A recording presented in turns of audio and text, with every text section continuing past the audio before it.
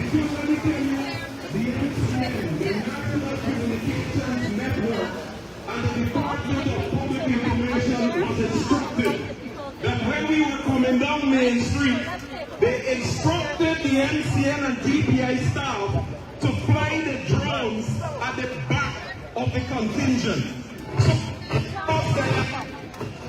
All the people saw was the back of the APNU contingent. But we have it on phone. Here's what we're going to do. When we leave in this place, the truck will go to the front, the contingent will stretch back, and we will allow our drones to take their shots. Because NCN and DPI, as I mentioned, they were instructed that the drones must fly aback of our contingent and show that we have a small number of people. But friends, we say to you that these elections on September 1, you are voting to bring an end to situations like this. When you go out on September 1 and you cast your votes, you're casting your votes not only for a better way of life, but to ensure that those sorts of political interference in the national communication that is funded by the taxpayers of this country comes to an end. Y'all ready?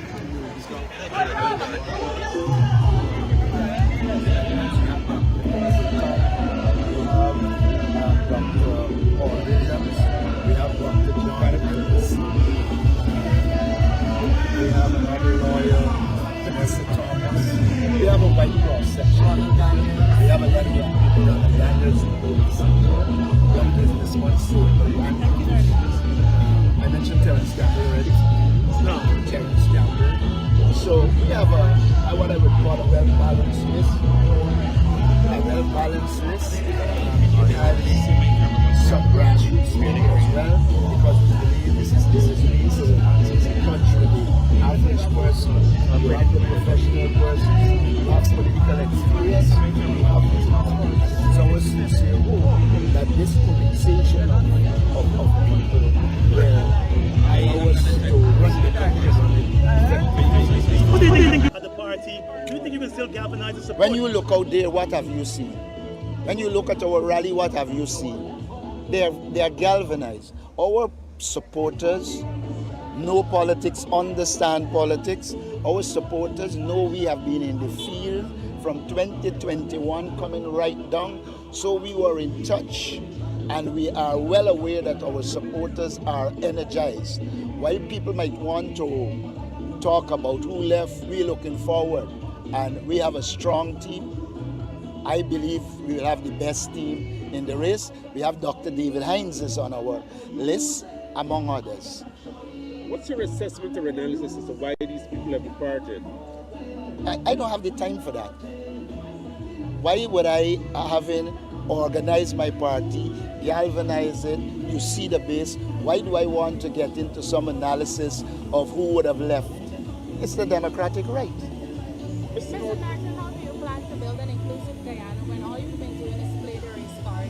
I played the race card. Give me one evidence of it. Tell me what is the race card I played. From the time I'm in politics, you tell me one race card that I played. Identify it. Next question. Mr. Norseman, one of the things you had started off as leader of the PMCR is to ensure that you have a clean voters list and for the removal of the Guyana Elections Commission. What might be the reason for you not succeeding in this? Well, I don't think it's a question of success. The Elections Commission is controlled by the People's Progressive Party. The chairman votes every time with the PPP in violation of what the intent was.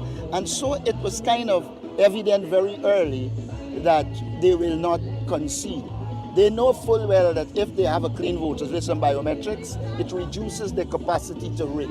And they have to have a mechanism to rig if they stand a chance. But you didn't get through with your objective of getting a clean voters list and the removal of the GCOM chairman. It is not the first time in life you didn't get through with an objective.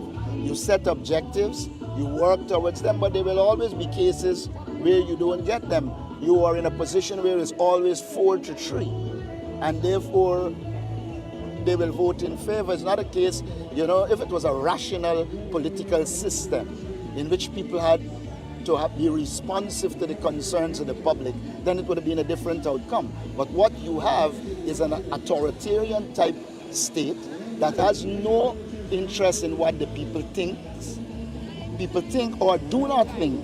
And so the question you ask is for democratic society, not the one we live in. We live in a dictatorial. Ms. Finance here as your prime ministerial candidate.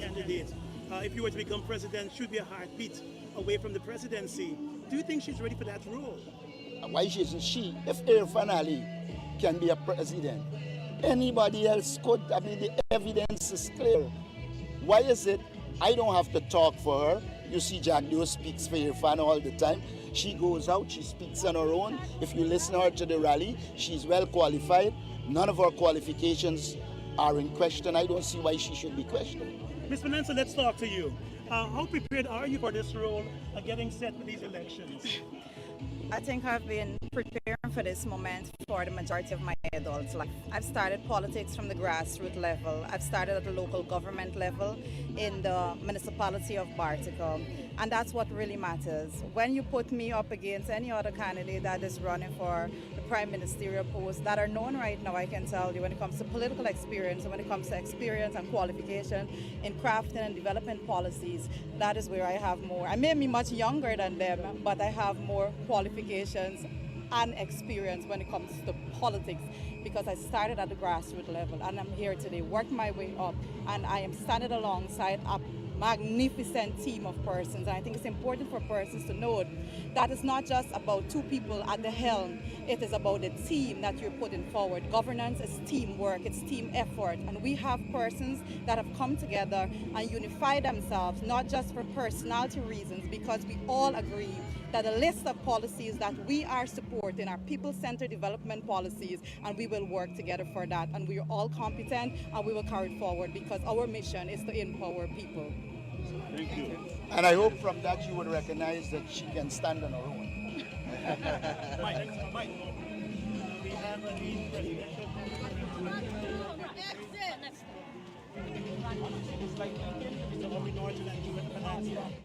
Good morning, viewers, and you are joining us here at the Guyana in Kingston, Georgia. Of course, you've been hearing my voice all the time if you've been following the live for some time now, but I'm Vashani Ragber, an editor with the newsroom, and I'm part of the team out here providing you nomination day coverage here at the Guyana in Kingston, Georgia. What you might have seen earlier was that the first political party, APNU, the representatives of that party have been able to go inside the Guyana and submit their lists of candidates to representatives of the Guyana Elections Commission. Now, inside the Guyana, there was party leader and presidential candidate Aubrey Norton.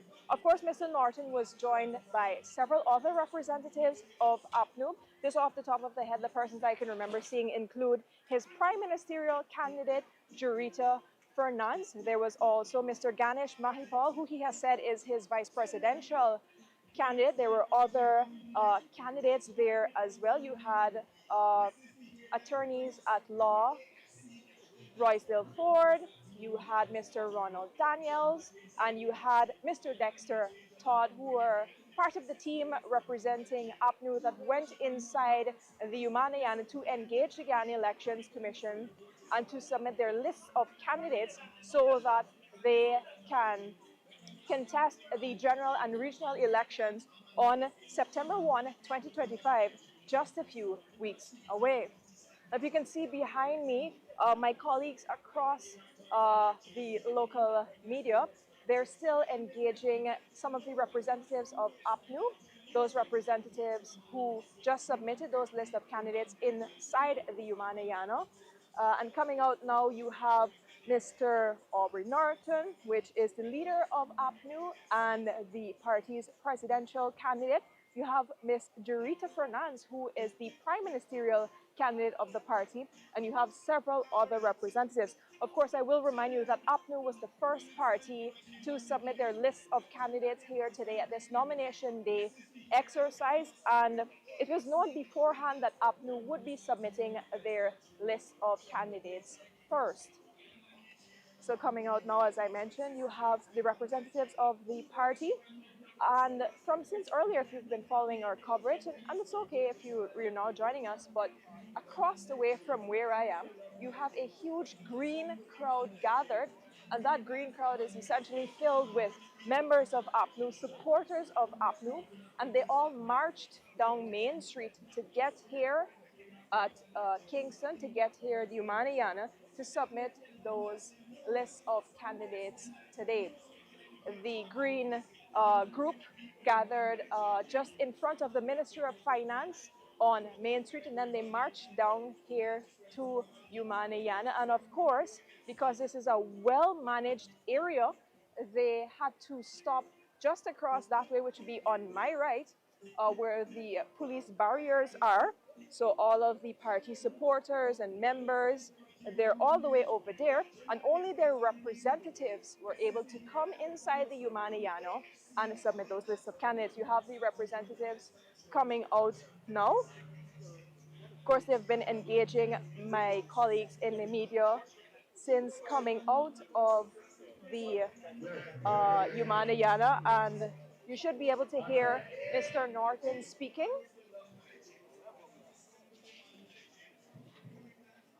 We'll engage the ExxonMobil to be able to ensure more benefits come to the people of Guyana. And that is our sole purpose. All right, that's it. Thank you, guys. Thank you very much. So you have there the presidential candidate of APNU, Mr. Aubrey Norton, his prime ministerial candidate, Mr. Rita Fernandes, and other members of the party, including attorneys Royce Dilford, Dexter Todd, and Ronald Daniels. They are exiting the Umanayana compound, where they just submitted their list of candidates. Of course, APNU, the Partnership for National Unity, they were the first political party to submit their list of candidates this morning at the Umanayana, where the nomination day exercise for the 2025 general and regional elections is unfolding. I mentioned before, you have the party's supporters and other members on my right across that way, and they congregated on Main Street and they walked all the way down here. And essentially, they're just here to show their support to their party as that party submits its list of candidates. Keep following us here on the newsroom, on Facebook, and across all our social media pages as we continue to bring you live updates for today's nomination day exercise.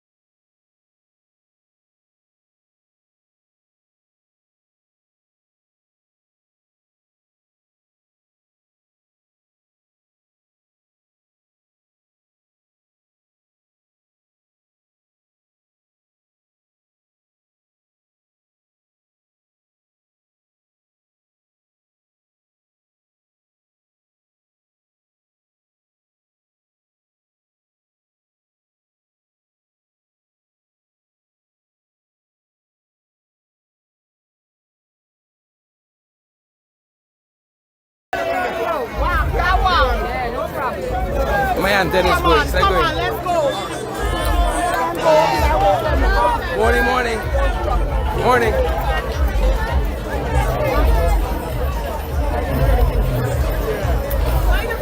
We're moving along. We're moving along, folks. We're moving along.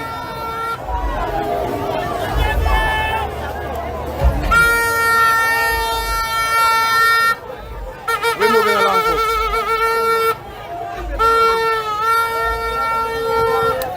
I think we head into parade ground. I think that's the route. I think we head. I love some water. Love some water.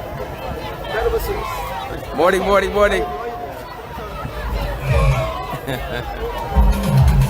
Here we go, folks. All the time. All the time. Some of the supporters here. Ready, ready, ready, ready. Ready, ready, ready, ready, ready, ready, ready.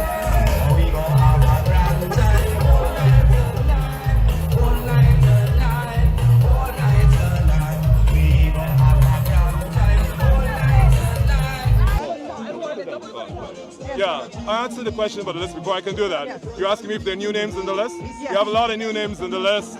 Not necessarily. We're looking at the composition of the district, 1/3 women. Oh, we're better than that. We're close to 50%. And I will say this, anytime I am blessed to be elected as president, 50% of my cabinet will be women. 50 or above. Young people?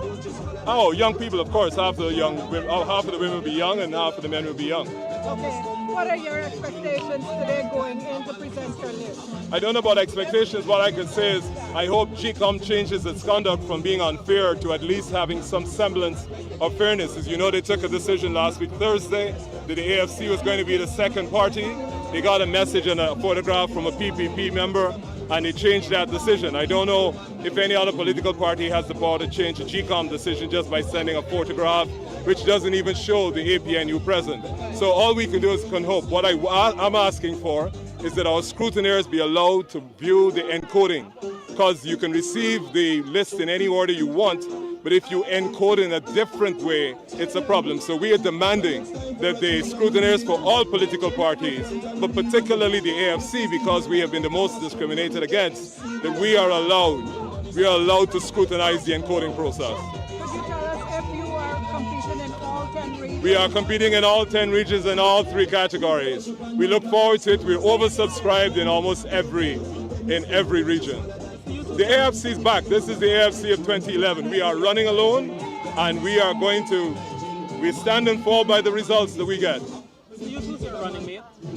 I said earlier, we'll announce that before the end of the week. We have constitutional requirements within the party. The bodies have to deliberate and make recommendations and approve. Yes, thank you, sir. Thank you very much.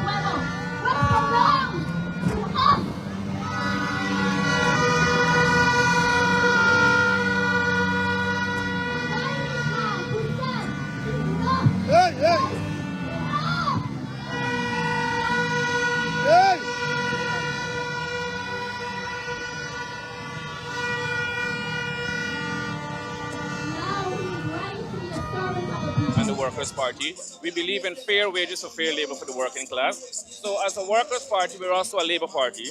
And so we want to urge the working class of Guyanese to vote their way out of a minimum wage and into a living wage with the Alliance for Change and the Workers' Party. So I didn't get this out of the way first, but tell me your name and your role in the party. I'm General Secretary and founder of the United Workers' Party. Okay, and your name is? Sherwin Delano Downer. Okay, Mr. Downer, you spoke a bit about why you decided to start this party. You really want to focus on workers' rights and advocating for workers. Tell us a bit about the formation party. When was it formed and who else is part of your party? Well, for those who don't know, I'm a trade unionist who transitioned into politics. I'm the president and founder of the National Mine Workers Union, the first union that was at Guyana Goldfield, which is now AGM. And so when the union was formed in 2014, I told the members that there's coming a day when I will form a political arm of the party, which is called the United Workers' Party. And today that is a reality. Okay. Yeah. And have you formally joined with the AFC, as in, is this a joiner list arrangement? No, there's no join the list arrangement. I will tell you this, I'm not a candidate on the Alliance for Change, but my members are. Our candidates, we share the list, but there's no arrangement in place. I am not on any political party's list. But members of the United Workers' Party are candidates on the AFC's list. I noticed that you did submit this symbol to the Guyana Elections Commission. Yeah. So tell us about just going through these processes leading up to elections. What was that like for you? I can say it was a learning experience and process, but on the day of submission of the symbol, I wasn't here. We had some other commitments in Essequibo, but someone else did it. Lorenzo Joseph, he's an executive member of the party from Linden. He did the submission for the symbol. I wasn't there. And you tell me about who are some of the other persons in your party so that our viewers would get to know who might be persons representing persons advocating for their interests. Well, I can tell you this, I have a lot of persons who wish not to be disclosed or their identity, but coming from the trade union movement, you know, in politics you have to belong somewhere. And when you want to go somewhere, you have to have a following. So coming from the trade union movement, I do have a lot of behind-the-scenes support. You know, with all of the discrimination and all of the victimizations happening in our country, and this is not confined to one party or one government. So there's a lot of trade unions that I've been consulting with behind the scenes, and I've been meeting with many workers from various work sites in pockets. And so they are pledging their support, right? So, but they will be voting for the Alliance for Change. Yeah. Anything else you'd like to share with us? Not at this time. Thank you very much for your time. There you just heard from the United Workers' Party, one of the parties that submitted its symbol to the Guyana Elections Commission. However, that party isn't submitting a list of candidates today. That party has thrown its support behind the Alliance for Change. Of course, we're continuing our Nomination Day live coverage here at the Umanayana in Kingston, Georgetown. I'm Vishani Raghav. Please keep following us.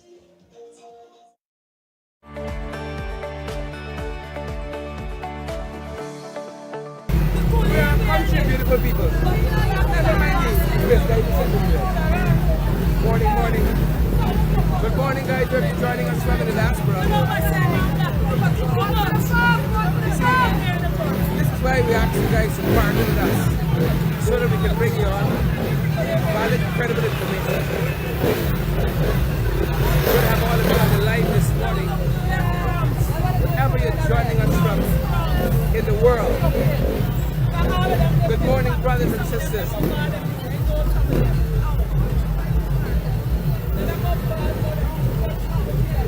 Good to have all of you joining us this morning.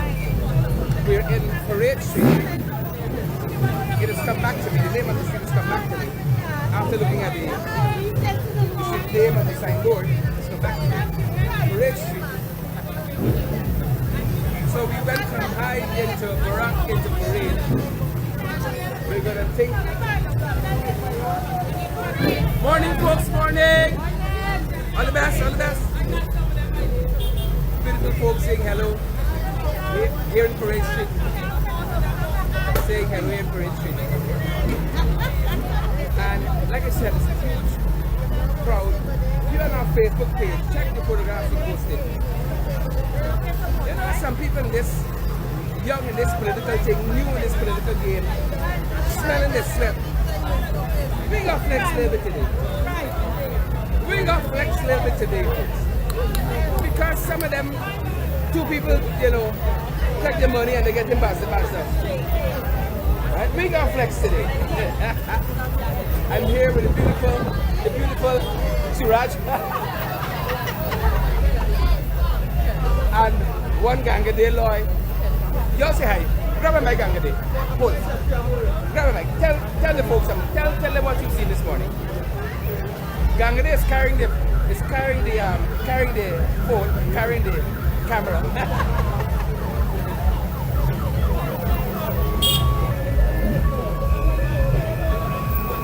To make the signal by the wedding list. Y'all alright? Hold. Sorry. Bend the bender. Sorry. A brand new one. The barrel thing.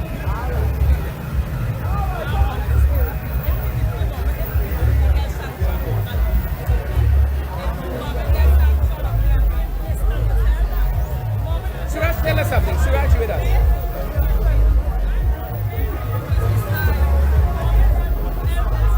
Vibrant leadership. Awesome.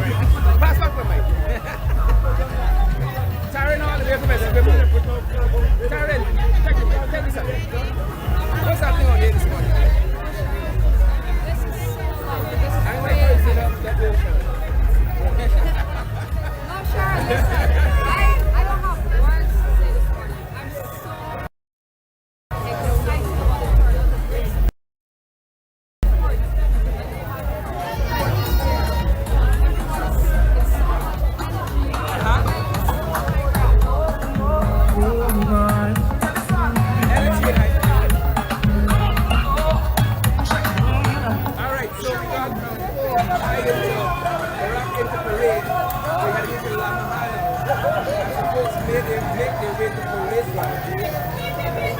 It's just beautiful here. We're going to turn out to some of the guys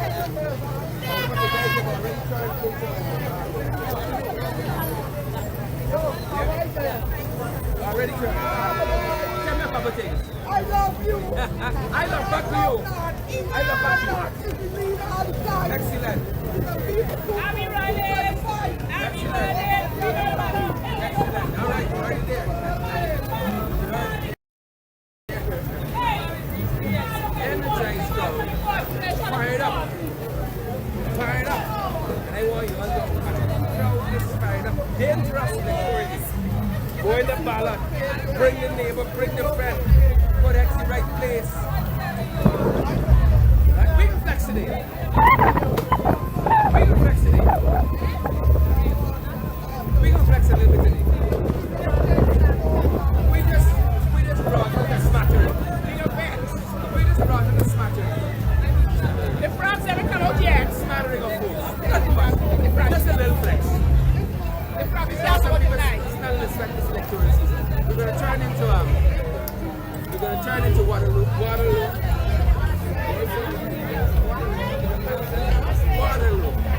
Those folks in that Waterloo.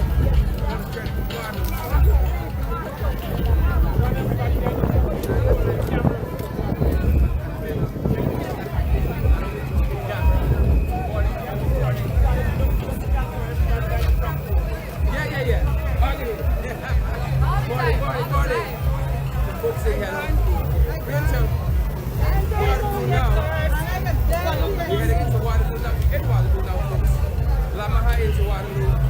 High into Barak, into Parade, into Lamaha, into Waterloo.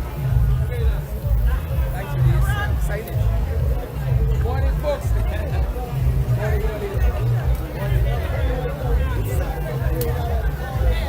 Morning. All right, Michael, good morning. Michael, you joined me here that. Good morning. We're heading peacefully along Waterloo. Folks, we're peaceful people. Struggle, let me struggle. And we don't look for trouble. I'm sorry. No trouble. But we got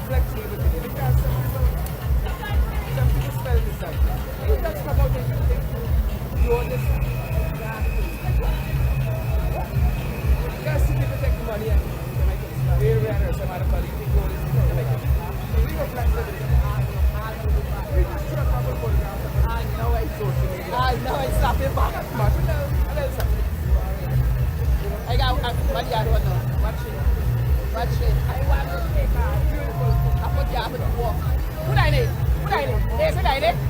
I put you have to walk. I put you have to walk. I put you have to walk. I don't think you're riding the boat. Walk, walk, walk. Continue, welcome aboard. Appreciate the life for us. Smash that you hold button for us. Share the life with us. Heading further up Waterloo Street. We're going to turn, I think, middle into Parade Ground. Middle.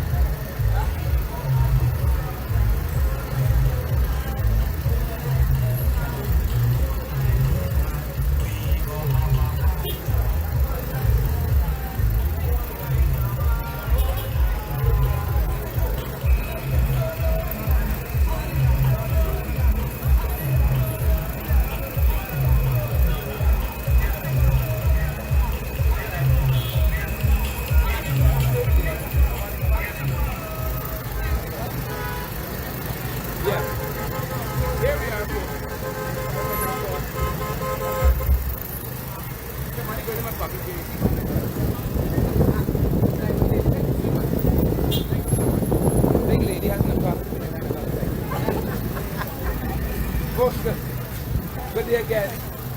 Happy to be here with you.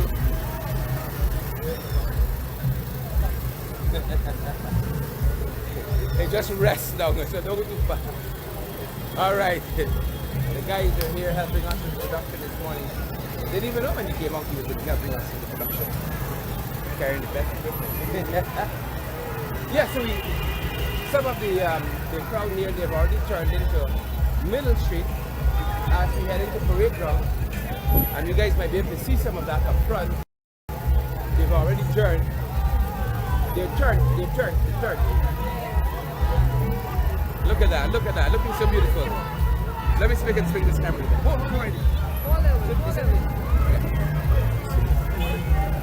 Yeah, in that direction. They've already turned into Middle Street, heading into Parade Ground.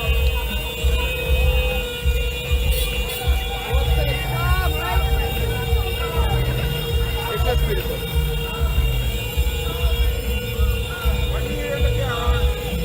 It's just beautiful. Why am I not here with the car?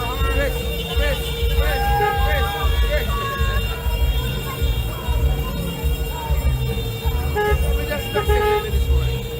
Not too much. Flex a little bit. Suraj, you were trying to get us close to the main area, right?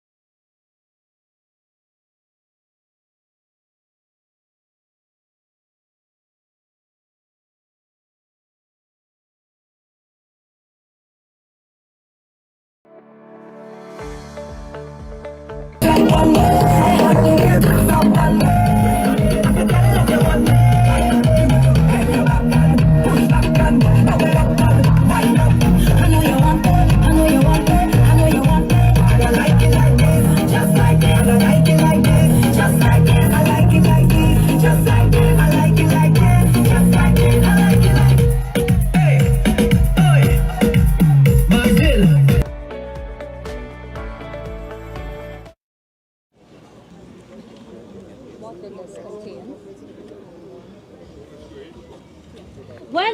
Wendell, come back here. Very efficiently done. Yeah. Oh God, yep. Can we get an understanding of why this is the winning list? We've been hearing about a winning list from your party. The winning list is not only about the list, it's about performance. The PP Civic has always put forward lists when we go to election that demonstrate who we are, the values that we stand for. Bringing people together, youth representation, women representation, farmers, professionals, doctors. We bring together all of Guyana. That is why we're so efficient, that is why we're results driven, results oriented, and that is why the PP Civic has always achieved everything that we set ourselves to achieve. So this is a winning list because we know that in that list we represent Guyana, in that list we represent every sector, and in that list we represent what is good for Guyana, and we're presenting what is good for Guyana. What are the changes you made to the list though? Well, the General Secretary is here. We don't. All I would say is that our lists have continuity of people representing all segments of our population, every religion, every ethnicity, women, youth, and people who are results oriented. And we have, of course, a strong party and strong technicians backing us also. Who are some of the new persons you'll see on the list that are on your list?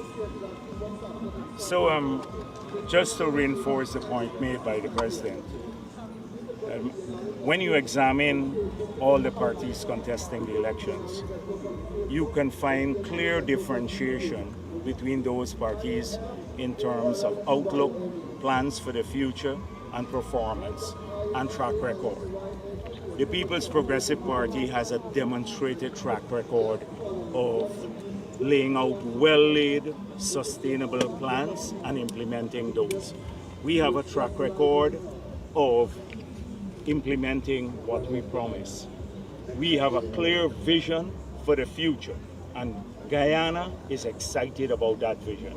The vision includes all the people of our country, particularly the young people of this country. On the other hand, we have our opponents. What do they have to offer the country? APNU and AFC, they've had 5 years of failed policy and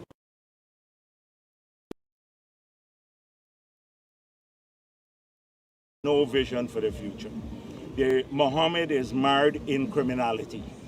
That's all I'm going to say about that. Any of the crossovers from the PNC? So I will get to that. Okay, go. I'll get to that. You're trying to throw me off what I'm speaking about. So let me say that there are really, any impartial person in this country who had to choose a political party with a clear conscience would choose the People's Progressive Party. The others are race-based, and all they talk about is race. We talk about bringing people together. You saw it in the rally yesterday, the energy. That has happened, never happened in the history of this country. Maybe in the 50s, 1950s, when this country was united. Never. The energy coming down here, the love, that's what the PPP is about. And that's a winning list. Yeah, so on the list itself, we have sugar workers, we have miners, we have rice farmers, we have a lot of professionals, we have about 27 young people below 25 years old, we have a number of others below 40 years old, we have people with experience. It's almost every profession you can think about it. And look at it itself. Look at the man who is standing here before you. He is incredibly experienced and he's young. Still very young, but incredibly experienced. He has a track record of implementing things. Where is Brigadier? I'm right here. Look at Brigadier Mark. Still young. He commanded the army. He kept our country safe. Look at the counterparts. Even forget the policy. If you're choosing just on experience, and then Norton has never managed anything, Director of Finance never managed anything, Nigel Hughes, and the other one just managed criminal behavior. And so this is why it's a winning list. But one of the things about our list you will see is that I spoke about continuity in our list. You will see that there's a deliberate attempt here by the People's Progressive Party Civic, not only about uniting and everything that the leader of the list spoke about, but more importantly, this is about preparing the next generation of leaders. This is about giving the next generation of leaders exposure, experience, because we believe in Guyana. We believe in Guyana 30, 40 years from now. And the only way we can deliver that Guyana to successive generation is if we prepare leaders, if we prepare our young people, if we give them a chance. And that is what you see we're doing on this list too. Who are some of these young people you talk about? This is the fourth installment submission of the list towards victory on the 4th of September. On the 4th of September is a continuation of development, continuation of growth, continuation of focusing on having our youth in the forefront of leadership and management of Guyana.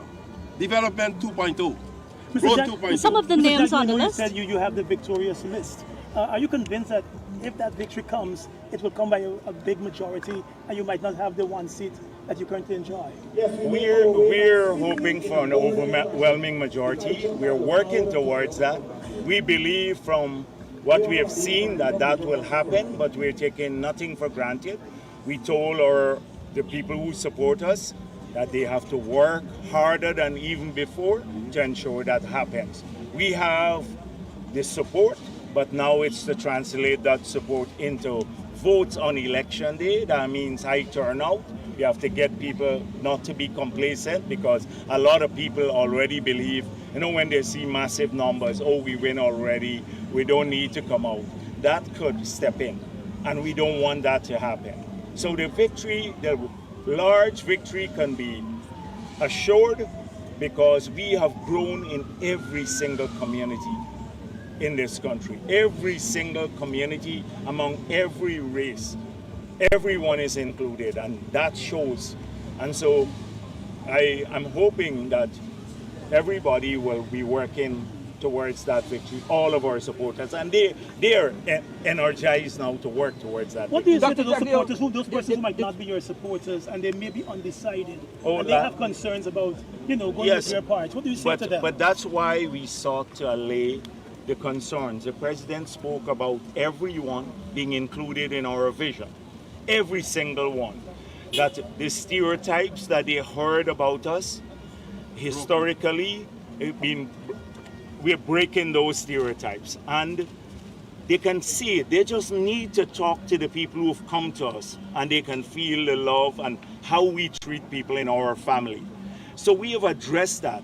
We spoke directly at our rally, our campaign launch, to those people who were sitting on the fence. And that is why I said, if you sit on the fence, analyze the policy-making capacity of the PPP, analyze its implementation capacity, analyze its trustworthiness. And if you do that analysis on all three counts, we stand way above the others. Then look at the experience of our leaders. And again, we stand above everyone else. So you can trust us to deliver for all Guyana. When we return the children's grant, we didn't do it for PPP children. We did it for all the children of Guyana. Today, they're getting $11 billion more per year than they were getting on the APNU. We double old age pension, not for a particular race of Guyanese, but for all Guyanese. When we returned the water subsidy to people, it was across the board. When the 100,000 grant was paid, it was paid to all Guyanese. I can go down the long list of things. We work for Guyana. And therefore, those who are sitting on the fence, we're urging them, let's show this country we can break this pattern of racial voting. Let's make this 2025, the year when we do that as a country and move forward Dr. together. Chagdia, what was the catalyst for the changes made to the list? Well, let me just add something very important. The changes that you have seen in the party, in the representation from every community, came because of hard work. It is not about elections. From day one, when we came into office, we walked every single community. We worked with every single community. We brought every single community on board with the development plan. We did not plan in isolation of the people. We worked to let people understand what the strategy was, how development is going to benefit them. So today, this mass movement that you are seeing behind the PPP came as a result of a commitment we made, staying true to that commitment, staying true to our values, and working hard to ensure that all of Guyana, in a massive way, is reflected in the People's Progressive Party. Compare that with the rest. My colleague, all that you're getting from the rest is the same old rhetoric. Mr. President, race, division, you'll allow me. Race, division, hate, that is all they bring. No policy, nothing transformative. Look at our plan. Our plan goes beyond the normal. It speaks about the transformation of our country, the next level that we're taking Guyana, and how all of Guyana is going to move to that next level. Mr. President, a what few were the names on the determining list, a few factors names, that caused you to make changes to the list? But why are you saying there are changes? You haven't seen the list? Could you tell us, enlighten us a bit about a few candidates? The president just said there is continuity and then there is renewal. That's how we work. Yes. Continuity with experienced people and also renewal. I just told you that That is the principle. 27 of the persons on our national list are under 25 years old. Some as young as 19 years. Could you share the names of Yeah, we will in due course. We have a whole week where you'll see their faces, you'll be introduced to them, you'll talk to them. We have a long time to go. Will some of these new faces become new ministers? But you're going beyond beyond the moment. Let's enjoy the moment. As a representative of the list, Mr. Jagdio, Thank you. as a representative of the list, do you see some of these new faces becoming new ministers? Anything is possible with the president. He was a young man when he became president. Mr. Anything is Jagdio, possible with Mr. him. Jagdio, I know these are elections and we're seeing some new candidates, and there's one particular candidate that appears to be gaining more attractiveness or attention than the other new candidates. Mr. Mohammed, is the party concerned about, about his attraction candidacy? or attention? What do I say? This is No, because let the crowd speak for itself. Mr. Jagdio, I think APNU has to worry more about the Mohammeds than the People's Progressive Party. And their quiet collaboration is harming them, is backfiring them. The quiet collaboration that we know of, the money that they were getting from behind the scenes, it's all working out. And they made promises to him that he would not have to face, or he may avoid accountability for his criminal activities. That's the promise that was made. If he would split the PPP's vote, it's backfiring on them now. And so this is what I say for him. I don't want to waste my day today. It's a happy day. If there is a hung parliament, would you still strike a deal with him? No, there will not be a hung parliament. There will not be a hung parliament.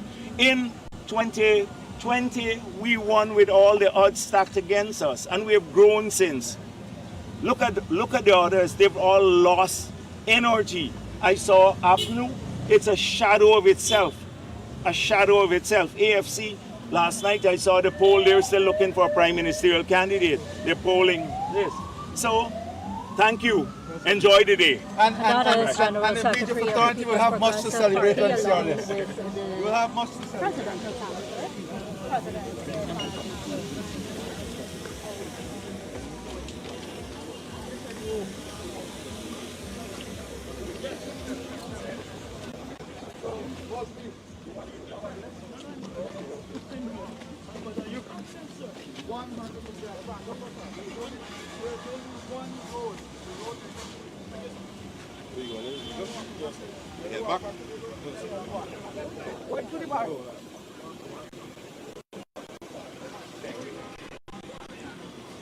This is look at Right me, sir.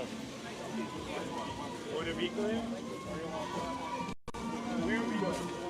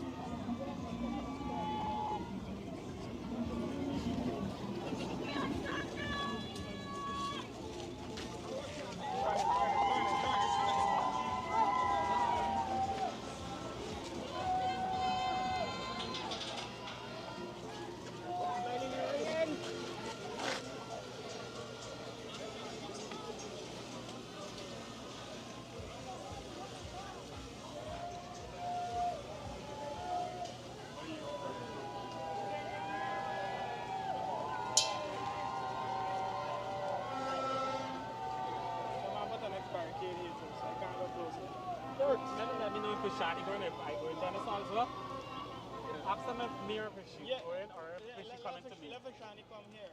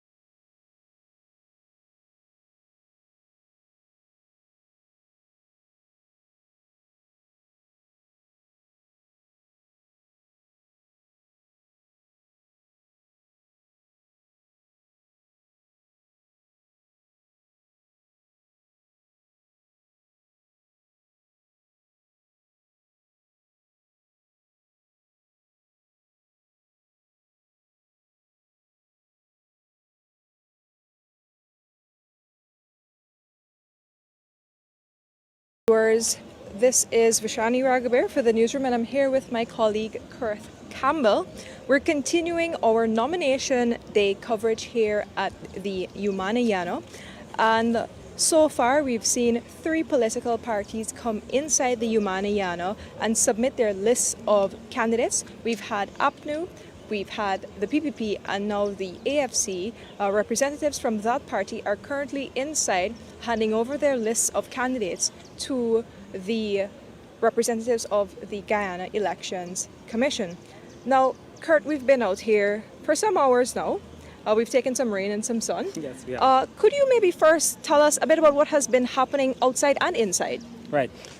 So yes, Vishani, this morning, even before we got here to the Umanayano, we took a drive around Georgetown and we saw these political parties, particularly the larger parties with larger crowds assembled at different points and really had, I would say, a march, a rally full of making their way through Georgetown and really hyping the political atmosphere for nominations day here. While we're seeing this sort of festive atmosphere on the outside, as our viewers have been seeing all morning, it's more organized, more quiet on the inside, where key representatives of the party are meeting with representatives of GCOM and handing over the list of candidates to GCOM officials. Mm-hmm. And for the benefit of our viewers, those lists include both candidates and nominators. The candidates, of course, are the people who will be coming to you, the citizens of this country, seeking your votes on September 1, 2025, when we have the general and regional elections. But also there are lists of nominators. Right. And the nominators are essentially the people who are supporting those candidates. They're backing those candidates. But we know that now that there are names on these lists, but what's the big deal about lists in the first place? The big deal about lists, and I've been hearing that word all morning, list of candidates, and everyone is looking for the more familiar faces, for the more familiar figures. But one of the key things that you must know is that these lists are for the general and regional elections. So we have people contesting for the 65-seat National Assembly, and we also have people contesting the elections to become your regional representatives and to sit on the regional democratic councils. And these persons on the list are sometimes your familiar faces, but they're really, as the Vice President pointed out earlier, they're ordinary farmers, ordinary miners, ordinary public servants in your community, seeking an opportunity to represent you in these elections and in the 5 years after these elections. If you want to know who those persons are, I think that's one of the things we've not seen today. It's really the revealing of who those candidates are. We've not seen the political parties really revealing those names, but you will know for sure when GCOM officially publishes the list after it goes through the scrutiny, after political parties are given an opportunity to make corrections. GCOM will publish that list sometime around the 22nd or the 23rd of July, and then is when we will know all of the names, not just submitted here today, but all of the names of the candidates, people seeking your vote and seeking to represent you that have been verified by the Guyana Elections Commission. I can actually jump in and provide some of those exact dates to our viewers.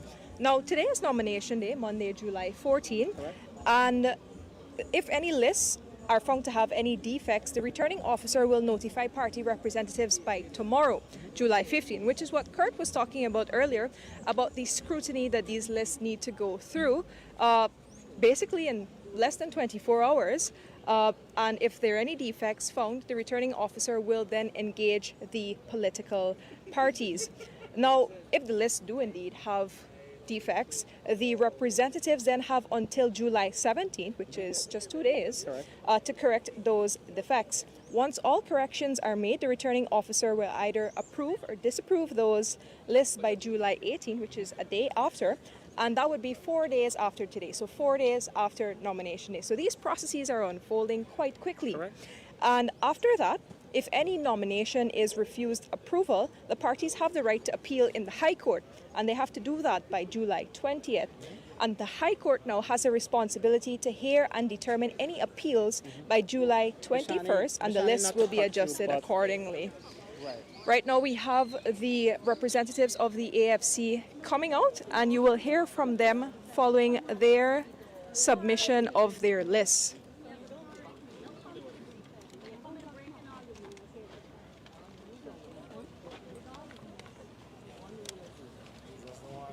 Bully people, car people split. Don't come and bully me. Just want to stick my foot through there. Oh, sorry, somebody cable.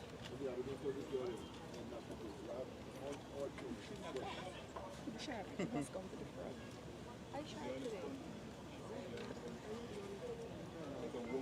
I gotta collect my mic. I got you.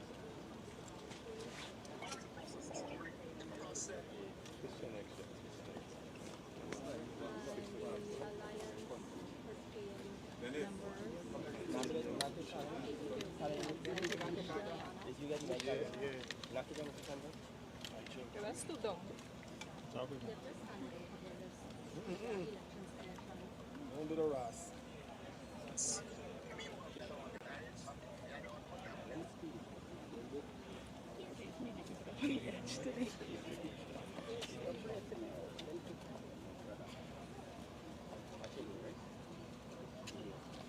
If you guys can come and stand here, please, for us, it'll be very helpful. If you can just come beyond this blue card here, it'll be very helpful. Can you tell us a little bit about your list In relation that you to- presented today? We presented a list for all the regions in all the categories. We've identified the head of the list, the presidential candidate, and in several regions we were oversubscribed. How does this list represent the Guyanese people? What is the pull factor? A couple of things. You just have to look at the 8 that went in, and this is perhaps the broadest of the representatives that you can get. 50% of our cabinet, if we are lucky enough to be elected, will be women. Almost 50% of our candidates on the list are female, and they're also ethnically diverse. How easy was it for people to sign and to nominate for your list? Was it a difficult task, or what was that? Really, it required me traveling out to some regions which were remote, like on the border, Vitero and what have you. But we got there pretty quickly, and we were happy with it. Who are some of the new people under the Alliance for Change card? We've got Kerry Gribbs, Andy, Jaipal Sharma, young attorney Kiswana, Jeff Hood. Quite a few people there you'll discover when the list is released. And your prime ministerial candidate? Oh, we're going to announce that by Friday. We have to abide by our party procedures, which is there's a vetting and consideration and appointment. Will you have a launching of the campaign? Like yeah, we will have a launch of the campaign. But we've released a lot of our fundamental policies already. So, for example, our infrastructure plan for all 10 regions is already out there, has been out there for 10 for about 2 or 3 weeks. I think today the education is going out. IT, they're going to be released as we go on. Social policy, all that's going to be out there. How easier was it, or how difficult was it to get people to come on your list, given the fact that there was a failure in the talks with the APNU? Yeah, well, I dare say it wasn't difficult at all, because we've got new, fresh blood. We've got Mr. Sharma, who was, Minister in the Ministry of Finance. He's old wine. Well, I'd call Mr. Sharma old or wine, but he's got the experience. I mean, and I don't wish to be ungenerous, but I can make the same comment about some of my competitors. So, what are you looking for in a PM candidate? Gender, age? We're looking. I don't want to prejudice it, but chances are that we're probably looking at a female candidate.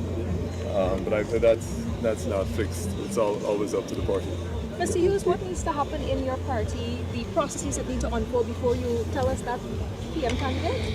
We have a National Executive Committee, which is the highest decision-making body in the party, and it has to consider all the names that are on the list as potential candidates for Prime Minister. How many names are shortlisted? I rather defer at the moment. There are quite a few. There are in excess of 4. When will that decision be taken? Before the end of the week. The last time you came to elections, sir, the AFC came with a partner, the APNU. They were here earlier, now you're here by yourself. Do you regret that a partnership, a collaboration did not take place for this election? You remember when we started alone. The next election we went alone. We went in together, and we went in together. So the history is a little balanced. I think the AFC has come back to its core principles and its core approach to politics. I've said repeatedly that we believe that even if we are successful at elections, it must involve, the governance of this country must involve the opposition parties, which will include How confident are you that the party will be contesting? But back to the question, do you regret that a coalition wasn't formed between the two? No, it takes two hands to clap. I think we did as much clapping as we could. As a matter of fact, we perhaps overclapped. So I don't regret. It's the way events unfolded. Mr. Hughes, you think you'll have sufficient time to introduce a prime ministerial candidate to the electorate, given this late moment in the cycle? No, I don't think so, particularly in the electronic age. As you know, 85% of the electorate is now reached by electronic means. So the old way in which you went out to districts and introduced somebody in person and went to bottom house meetings, that has changed. You can meet 85% of the electorate electronically, so we don't have a... What percentage of your list is made up of youths? I'm shortlisted to be a prime ministerial candidate, Mr. Jaipur Sharma. Forgive me, I said I don't want to disclose the content of the names that are potential candidates for prime minister. Mr. Hughes, based on your performance at the local government elections, are you confident that you will do well in the national elections? I don't think we competed in the local government elections in 2023. No, we did not. So I have nothing to base it on. Mr. Hughes, can you speak to the percentage of youths that make up your list?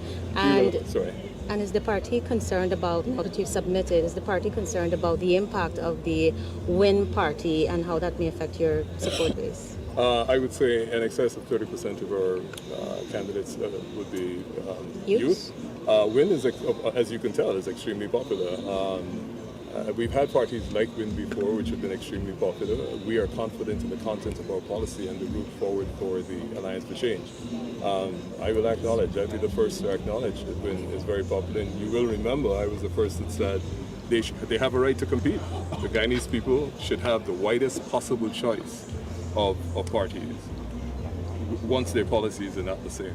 Do you believe that they can determine the outcome of the elections to the extent of the removal of the PP or a hung parliament? If who can determine? Win. Well, going on what the polls say at the moment, I mean, I don't know how reliable polls are in Guyana. People tend to tell pollsters what they think the pollster wants to hear. So polls are notoriously unreliable in Guyana. But certainly from the people who've been turning out to their meetings, he seems to have had a significant impact. I mean, sufficient to, I think, affect the outcome of the elections. Are you open to collaboration with WIN? Collaboration, but I think the time for that is gone. Our lists are in, our symbols are in, so the only thing left is join it. Would you have liked to collaborate? If you ask me what I'd like to do, there are many things that I would have liked to have done. Is that a yes? No, you're not putting words in my mouth. And like I said, it's past. That time is past. So I'm not going to express opinion on what could and could not have been. So forgive me if I don't answer you directly. Do you believe that Guyana faces a risk internationally if Mr. Mohammed were to be elected a member of parliament? Our neighbor to the east elected Mr. Bautista. There was an arrest warrant for narcotics for Mr. Bautista for 2 decades. Mr. Bautista was elected twice or thrice, I believe, and served in that capacity. I can't say whether Suriname suffered adversely for it. So I'm not sure that the fact that there are sanctions against Mr. Mohammed may necessarily impact. It certainly doesn't impact his eligibility in Guyana unless he's charged here. I don't know if that will impact his electability. And where are Mr. Ramstein and Mr. Patterson today? Well, they only allowed a limited number of persons to come in here. I know that beyond the gate, if you check, you may find them. Okay. Okay. Thank you very much, ladies and gentlemen. Thank you. Leader of the Alliance.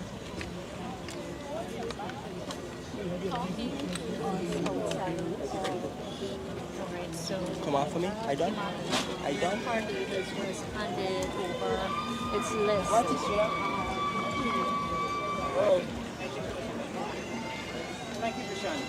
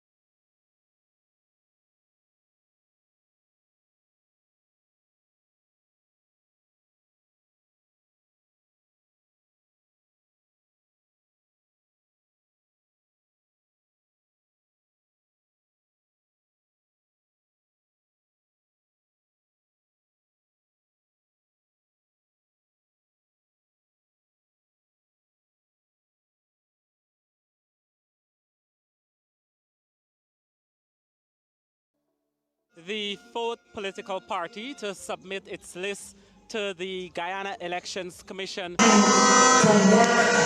make that conclusion inevitable. And so I expect you to go back. And every time you have rallies in your communities, there's some comrades from Region 6 here, go back and work. We should go to every home so that the rally in our them is massive too. To show opposition also support the numbers. And do the same in Region 3 or on the East Bank or on the East Coast or wherever you're from. We're going to be giving you a handbill that speaks of all of our promises and the fulfillment of those promises. The handbill would say what we're going to do over the next 5 years. I want you to deposit that handbill in every home with love. Talk to people, ensure that they know what we're about. We need your support. As I said before, elections are won only when people vote and the votes are counted. And we have the wind in our sail. Just now they asked us why we believe this is a winning list. And we said several things. We said we're trustworthy as a party. We fulfill our promises. 2, we're the only party that has clear plans for the future underpinned by a vision. And we are a party that brings people together. We're not a racist party like the others. And look at the others. Mohammed with his criminal background. Norton with his uselessness. Can they compete against these 2 gentlemen here?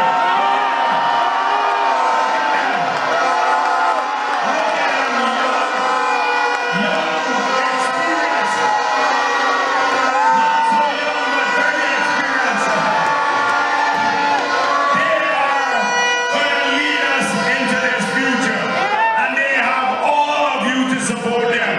We will put our shoulders behind them so that they can achieve what we dream of that has never been achieved before in this country. A united country, a prosperous country, and a country for all Guyanese. Thank you very much. Please go back home safely. We're finishing early because we want you to go back home safely. Get home early and plan tomorrow from this afternoon. Start working in your communities back again. This afternoon, wherever you're from, work there. Assembly for Liberty and Prosperity, headed by Ms. Simona Brooms.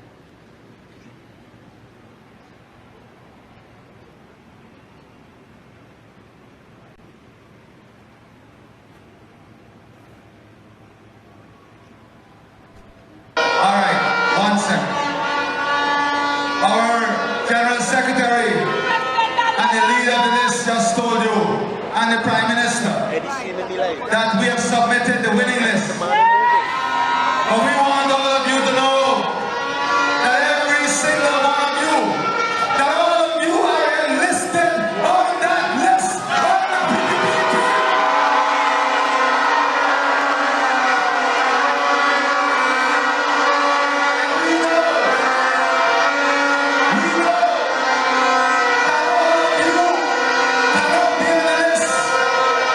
The list is a representation of all of us.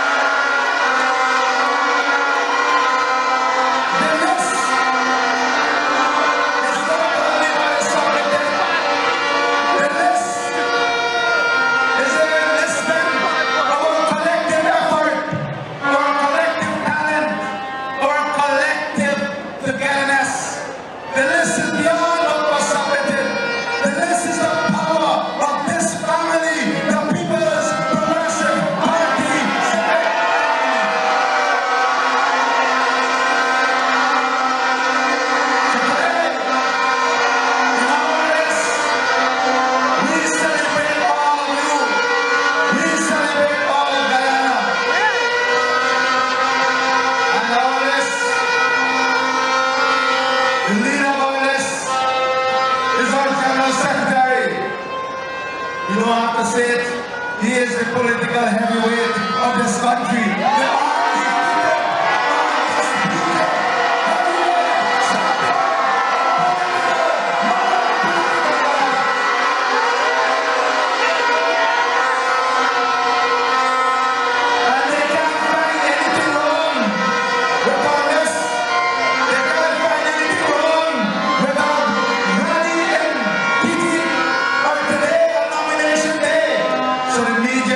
Or smartly trying to manufacture their own controversy in their head.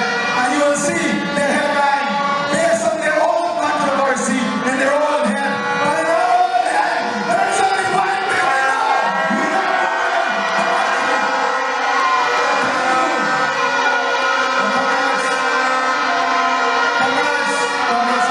Guyana Elections Commission here at the Umanayana, and we're seeing more or less a preliminary review of that list by the officials of GCOM. The officials receiving the list is in fact the Chief Elections Officer and the Deputy Chief Elections Officer. Former Minister Brooms, now heading the ALP party, is joined by 6 other members of her party, a representation of females here, males here. We are also seeing at least one person who appears to be Amerindian. It's important that you are seeing female representation because part of the requirement is that political parties must have a certain percentage of females on its list when submitting the list to the Guyana Elections Commission. And for reasons like that, for not having the specified, which I think is 20% of women on your list, could deem a list defective, and that list can be one, in the first instance, returned to political parties for them to correct whatever defect is identified by the Guyana Elections Commission. But if political parties fail to correct defects identified by GCOM within the stipulated time frame, and that time frame is anything between 1 day to about 5 days, and if political parties are not able to correct defects identified by GCOM within that time frame, the list can in fact be rejected. I must note at this point that not because a political party submits its list of candidates to GCOM and that list of candidates is approved, it automatically means that the political party will appear on the ballot in all regions. We already saw the People's Progressive Party, the Partnership for National Unity, and the Alliance for Change submitting its list of candidates to GCOM. And all 3 of those parties who have gone already indicated that they are in fact contesting in all 10 geographical administrative regions here in the country. We'll get an opportunity to speak to the leader of ALP, Simona Brooms, where we could ask her further whether her party is also contesting in all 10 of the administrative regions. But party can in fact contest in these elections and not contest in all regions. But GCOM also requires that the parties contest in at least 6 regions. And there is some other stipulations to how the 6 regions are calculated. Parties still having to meet a minimum requirement of somewhere around 13 to 15 seats, regardless of which regions they have the strongest support and which regions they decide to contest these elections in. So as we were talking earlier about defective lists, and I pointed out that political parties would get an opportunity to correct defects on their list once those defects are identified by the Guyana Elections Commission. These lists will be reviewed by GCOM as early as tomorrow.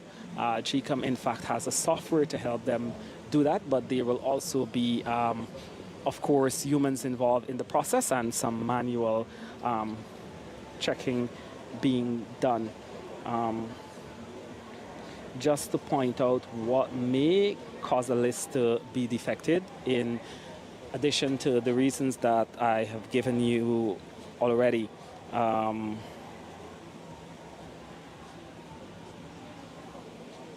Yes, so some of the other reasons would be if a list has no title, if the list has duplicate candidates, and we spoke about this already, where not only if one name appears on a list more than once, but duplicate candidates can also mean if a candidate name appears on another political party's list. And I think it should be important to point out at this point why political parties are also looking to submit their lists early. Why political parties are looking to submit their lists early, because whichever list the name first appears on, that person gets to retain the name of that candidate. But also, a list can be defected if there are not enough candidates on the list. And for persons contesting the 65-seat National Assembly, there are a prescribed number of candidates that they have to submit on a national top-up list. But more importantly, for those persons contesting the elections at a regional level, there are also a specified number of candidates that they have to submit. Some political parties go as far as to submit surplus, just in the event that one or more names might be struck off of the list. They already have surplus, so they don't necessarily have to go out to find more names and to fix the identified defect on the list. But like I mentioned earlier, another defect could be insufficient geographical coverage. And I spoke about the requirement for political parties to contest in at least 6 regions, and the fact that those 6 regions should not add up to less than 13 seats. And we spoke about the gender representation issues, where less than 1/3 of candidates on the national top-up list are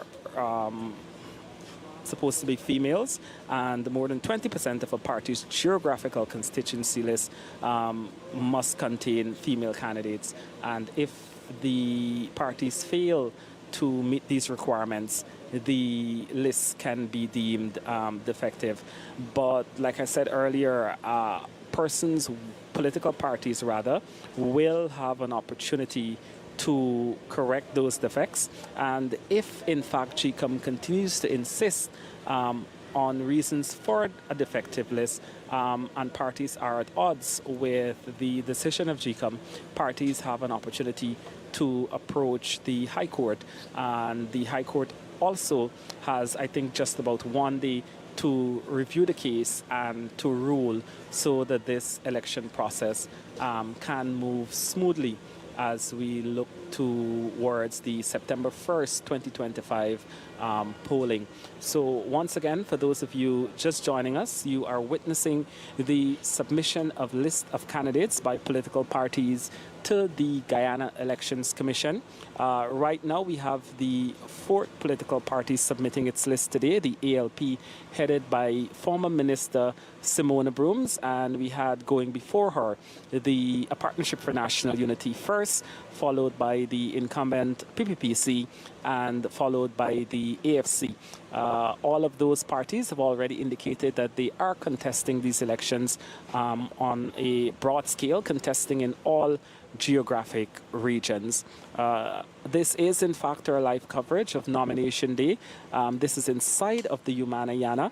Things are much quieter on the inside, where observers and other officials of GCOM, including the chairman, retired Justice Claudette Singh, and the APNU and PPP nominated commissioners are also here, along with observers from the local embassies and high commissions, and observers who came into the country specifically to observe these elections, for instance, those from the Carter Center.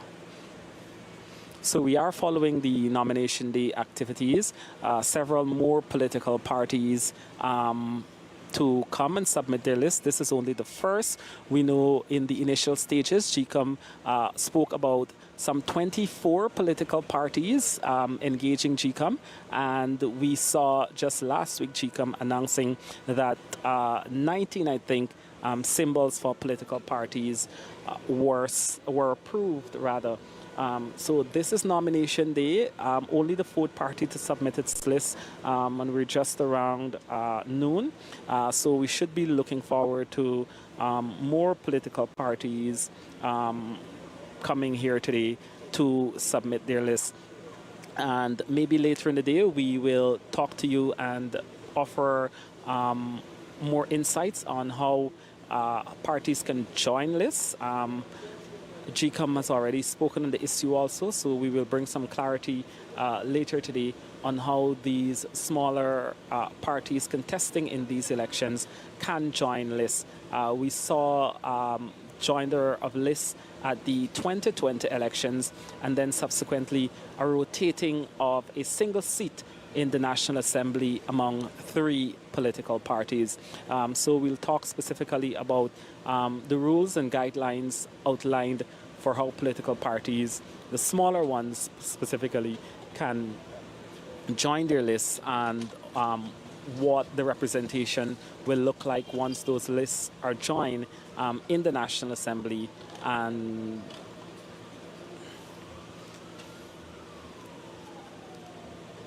if you're still following us, the ALP, headed by former Minister Simone Brooms, is submitting its list of candidates to the Guyana Elections Commission.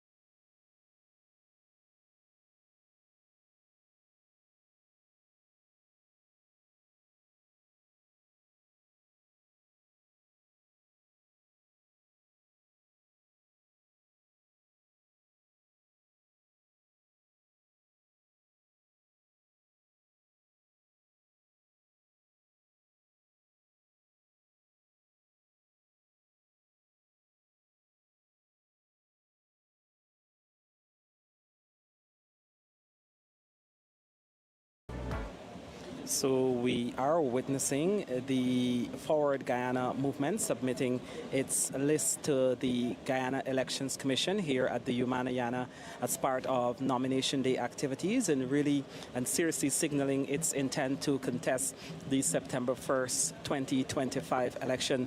Already we know that Forward Guyana, headed by former APNU Member of Parliament and a former member of the PNCR, Amanzo Walton Desir, had joined forces with two other political parties, the People's Movement and Vigilant Political Action Committee.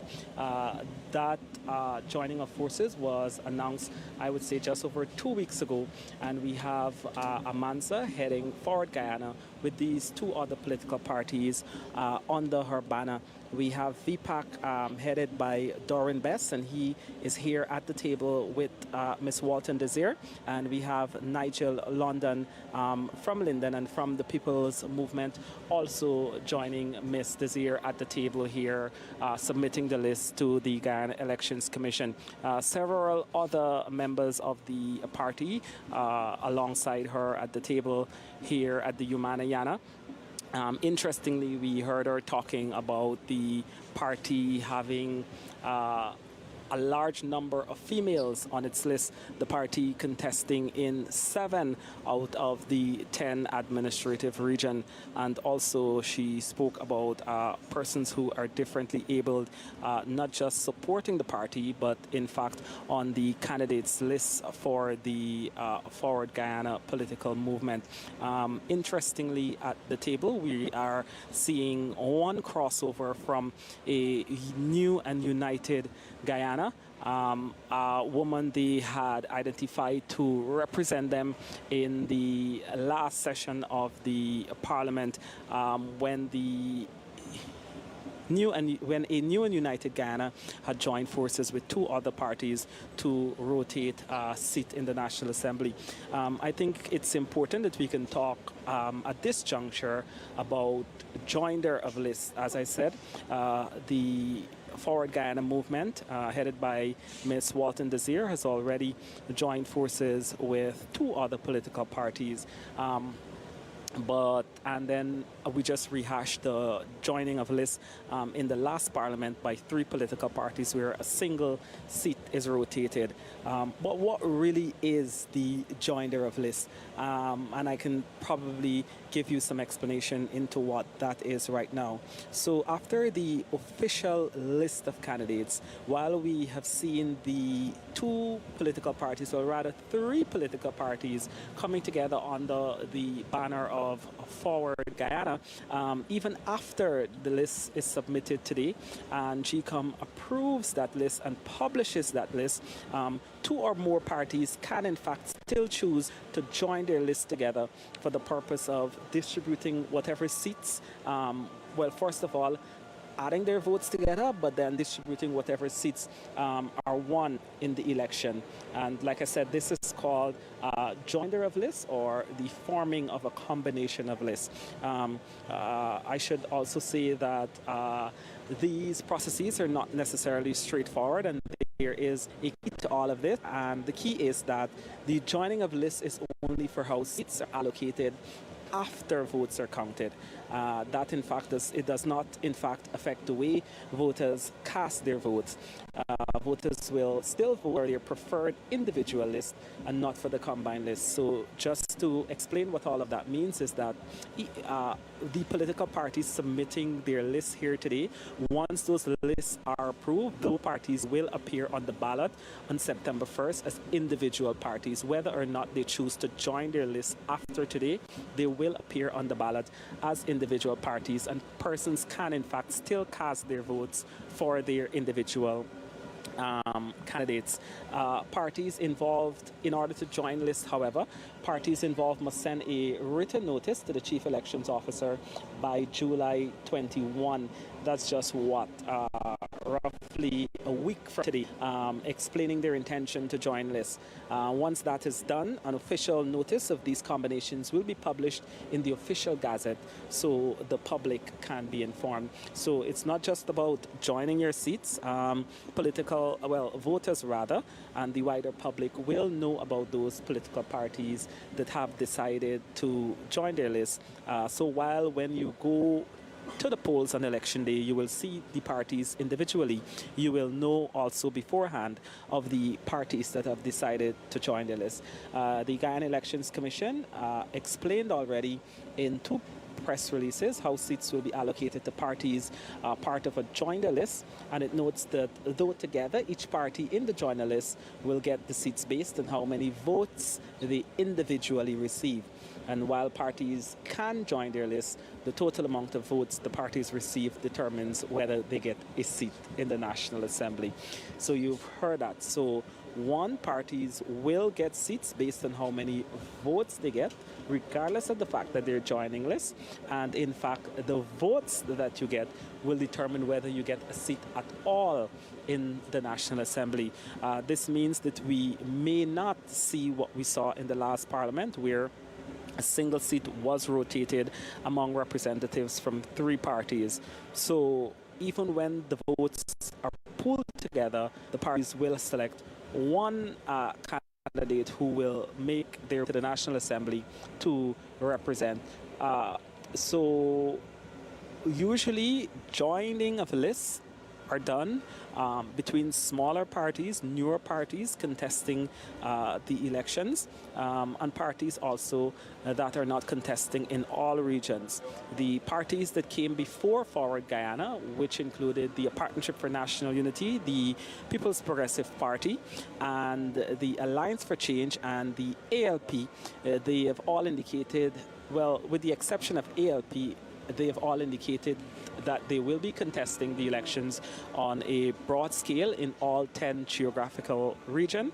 And we heard from Ms. Desir of the Forward Guyana movement that she will only be contesting the election in 7 of the 10 regions. GCOM has set a stipulation that political parties must contest in at least 6 regions, and the seats that they are likely to get from whichever 6 regions they choose should not be fewer than 13 seats for the 65-seat National Assembly. So that's just some information on one joiner of a list. Like I said, we saw 3 political forces joining lists to come under the one banner of Forward Guyana, and they are submitting a singular list today under the banner of Forward Guyana.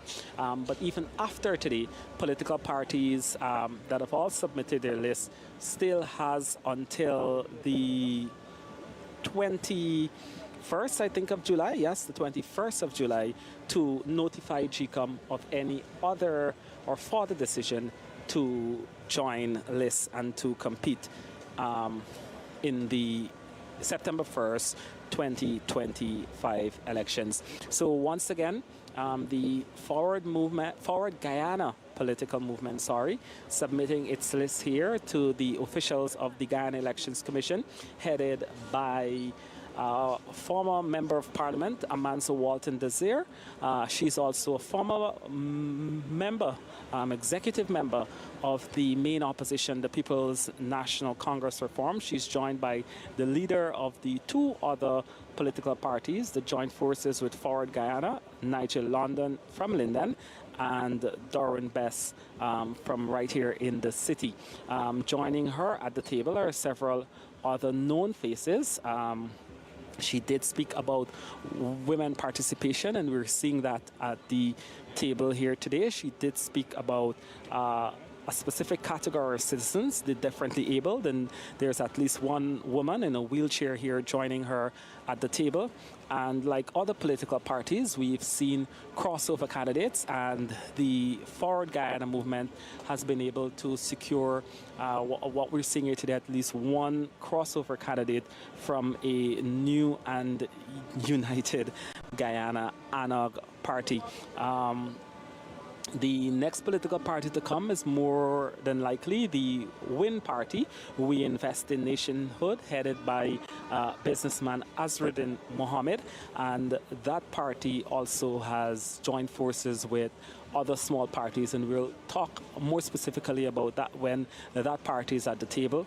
But right now the attention is on the Forward Guyana movement, the Chief Elections Officer and Deputy Chief Elections Officer receiving the list from the Forward Guyana movement, and observing the process are the 7-member Guyana Elections Commission, 3 commissioners nominated by the opposition and 3 nominated by the government.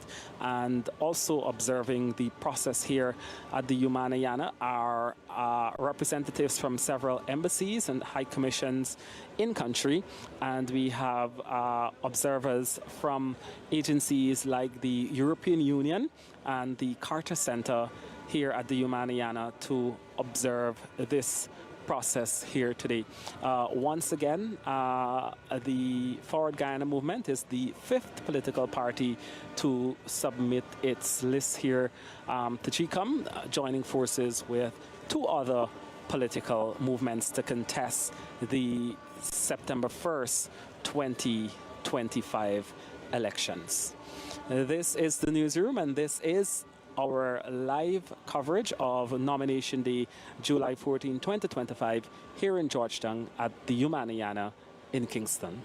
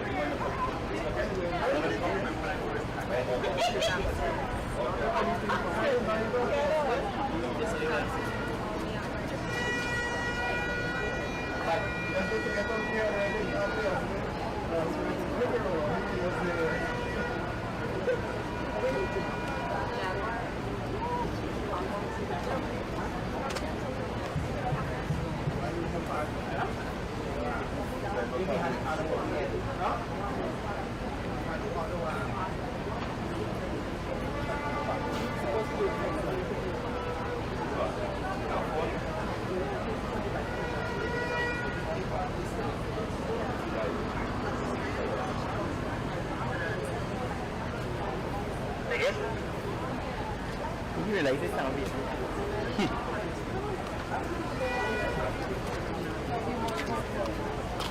You too.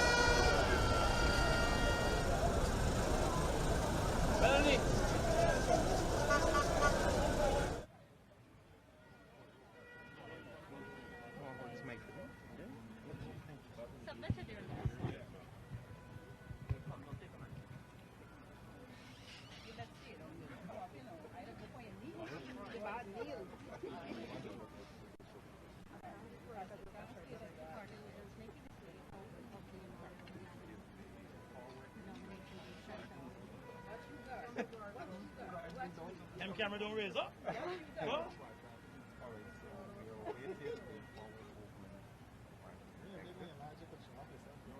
In size and age.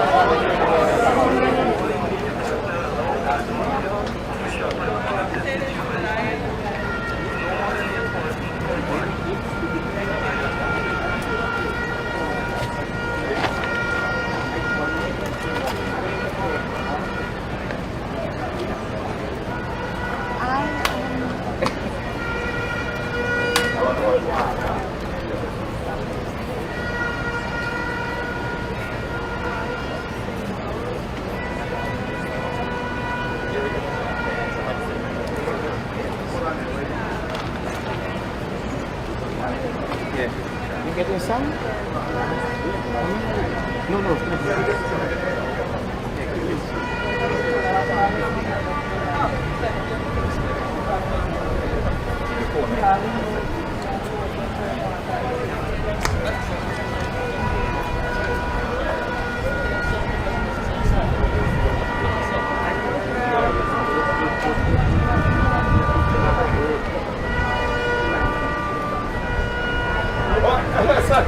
We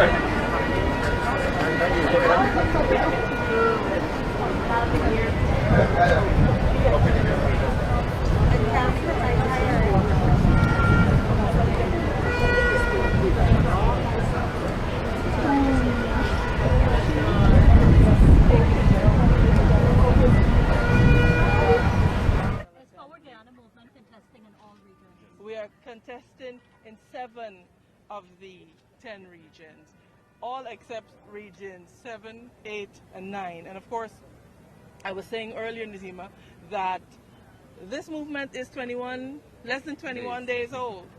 And we have been able to raise candidates in 7 out of 10 regions. And I think it speaks to the testimony. It's a testimony, rather, of just the hunger of the people of Guyana for more.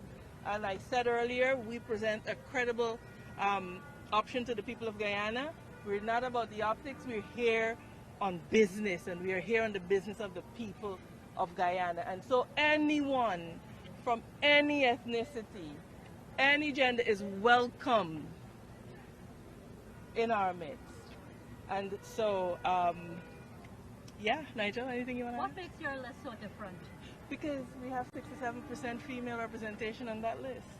Unheard of. Quite different. Unheard of. Quite different. As well as one who's differently able, As I should well, say, a young lady. Two differently able on our geographic and top-up lists. So, and these are people that reached out to us. Yes. That said, we want to be a part of this. And I think it could only all go well for democracy in Guyana. We have our concerns about GCOM and the process, and we were quite pleased with the cordial exchange that we've had today with the CEO and his staff, and we will continue to keep you apprised as this develops. What about representation for young persons?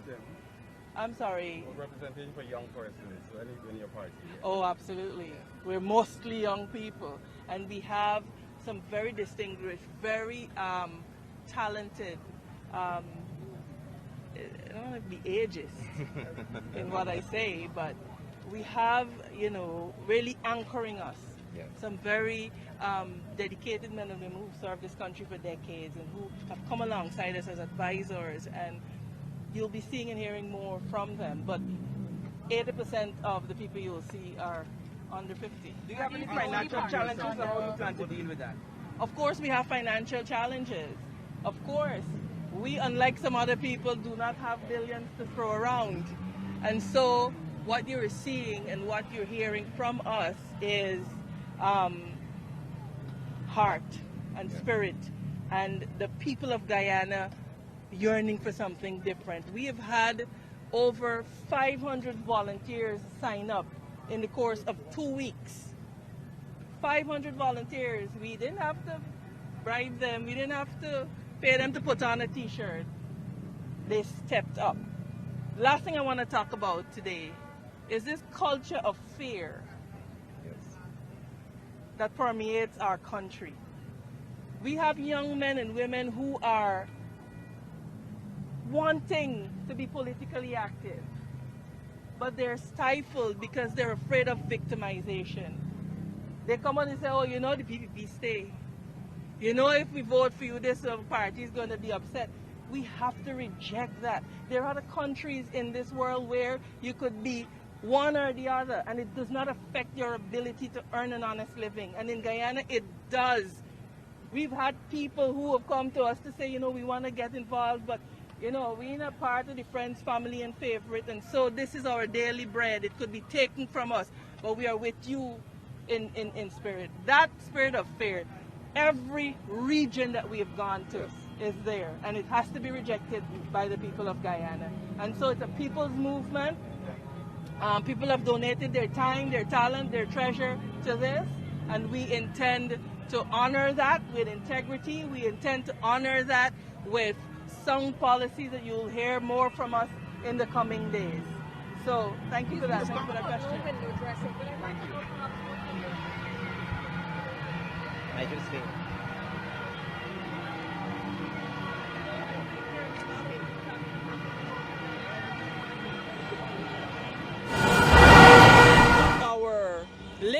is comprised of persons under 50. And so we're concerned about youth. Women have stepped up to the plate, and so we have 67% of our list being women under 50. And so we really are excited about the quality of and the cross-section. We have cattle ranchers, we have women who are stay-at-home moms, we have lab techs, we have engineers, mechanical engineers, and so you'll be seeing more of our candidate profile as we go along. Is it a push to have a minority government ultimately so that you break the back of the winner-take-all system? Our push is to give people credible options and to see of the winner-take-all system. It is not for Guyana, and we're unequivocal about it. Thank you. Thank you so much.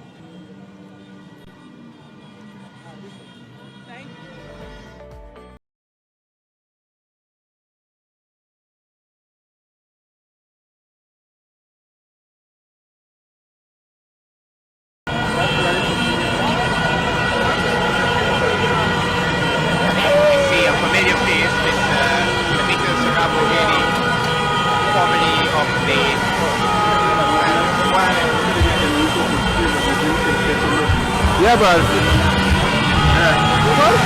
I keep on the good boy. Yeah, I get out for a ball.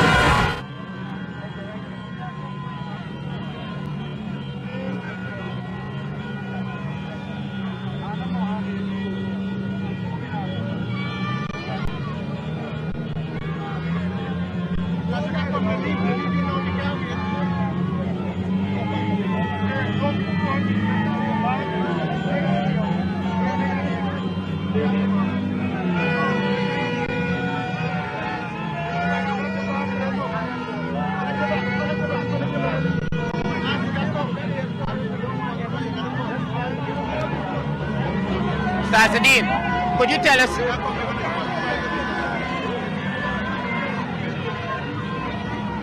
God, please win.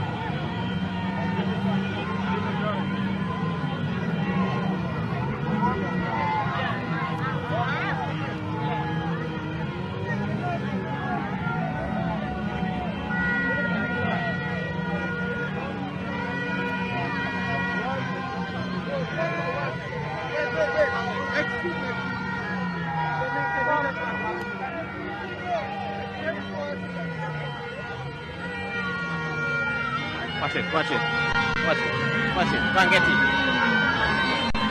You want to tell us a little bit about your list if you can?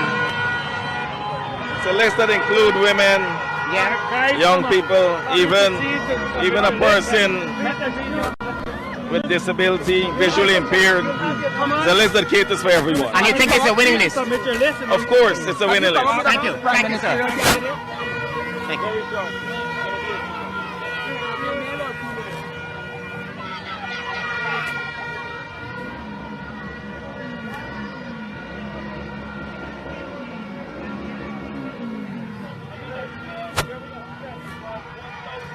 My supporters are left behind. Please excuse. But in terms of the elections, the readiness, tell us about that. What's the process been like for you? Yeah, we are ready.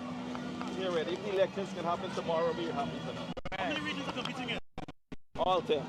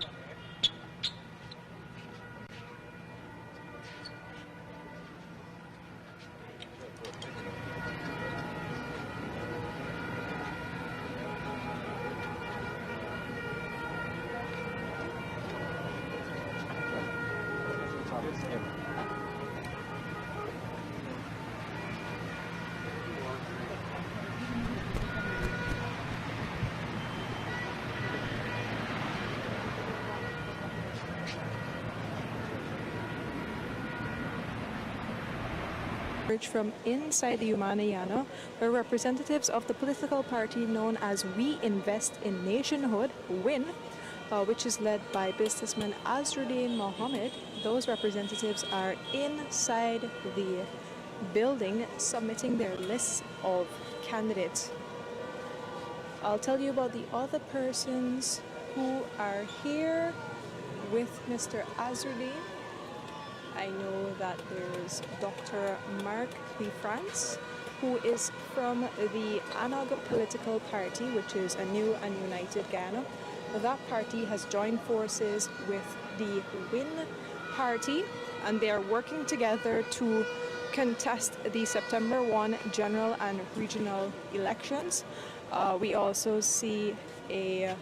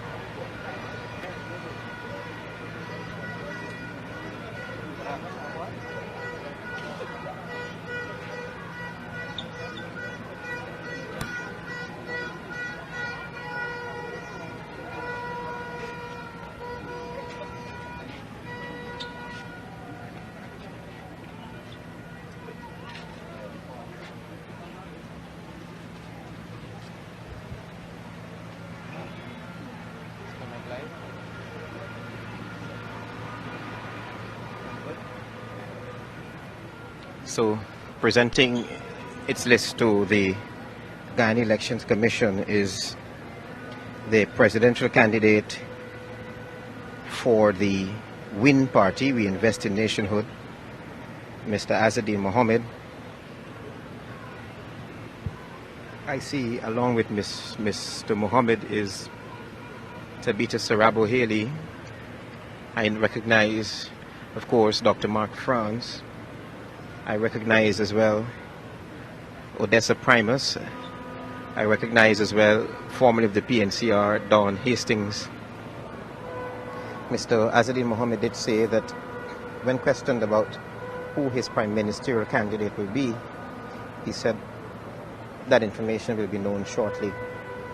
Also, he did say that his list comprised of a broad cross-section of society. Persons who are living with disability, persons who are visually impaired, a number of women, and so on. So this is going to be quite an interesting election from what we are observing now. And from all appearances, it would be that Mohammed's party is the last larger party, one of the larger parties to present its list to the Guyana Elections Commission. It will be interesting to know who his prime ministerial candidate will be. Again, we have our suspicions, but only he can confirm.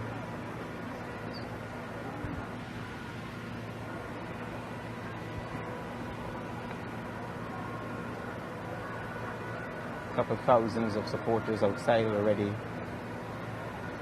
cheering him on as the team entered the Guyana Elections Commission.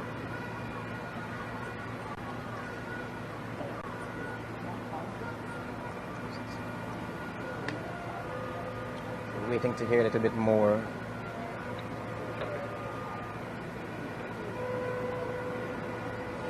Waiting to hear a little bit more from Azruddin Mohammed.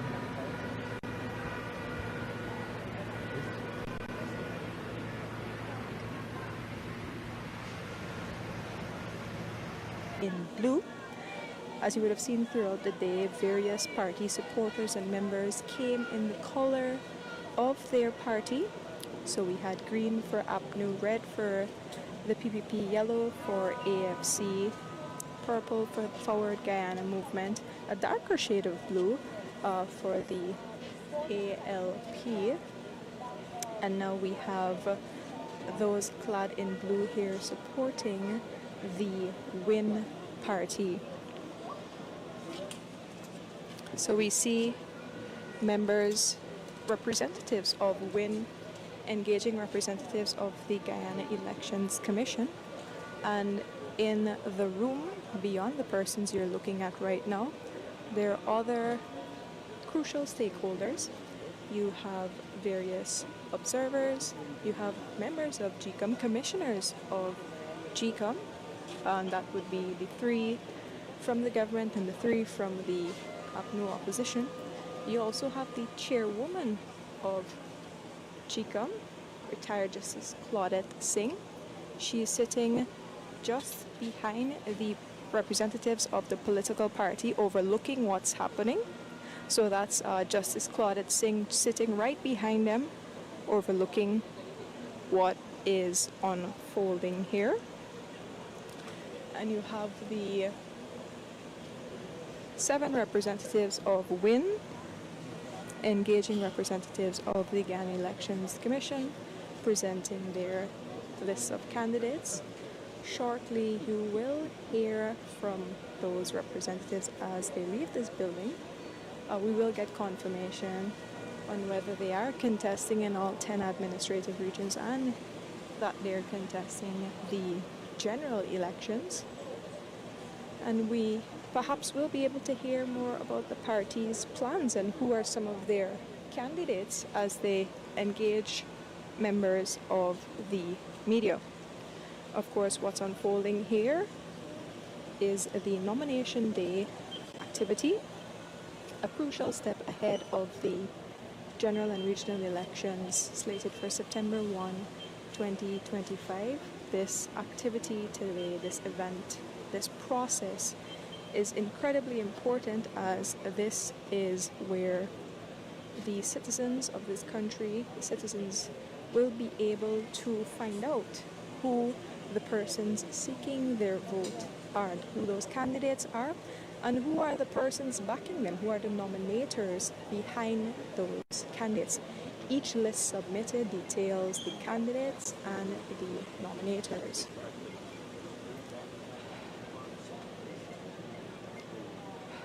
As we have been seeing all day, the parties enter the building on one side and they come in, they present their lists to the representatives of GCOM, and then they exit. When they exit, they will engage members of the media, and at that point we will be able to talk to Mr. Mohammed and the other representatives here. And as I mentioned earlier, outside the building, outside the compound, there's a large crowd gathered here showing their support for the WIN party, which is a new political party that is led by businessman Mr. Azruddin Mohammed.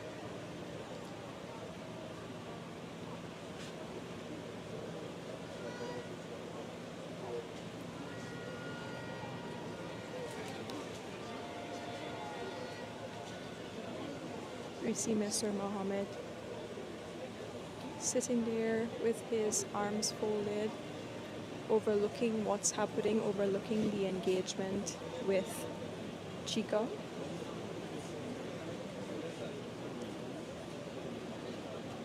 I see second from right is Miss Dawn Hastings Williams, who was a former member of the People's National Congress Reform, and Miss Hastings Williams was once considered the most powerful woman in government, in the coalition government.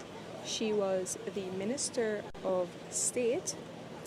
Recently, just last week in fact, Miss Hastings Williams was announced as a part of the WIN party.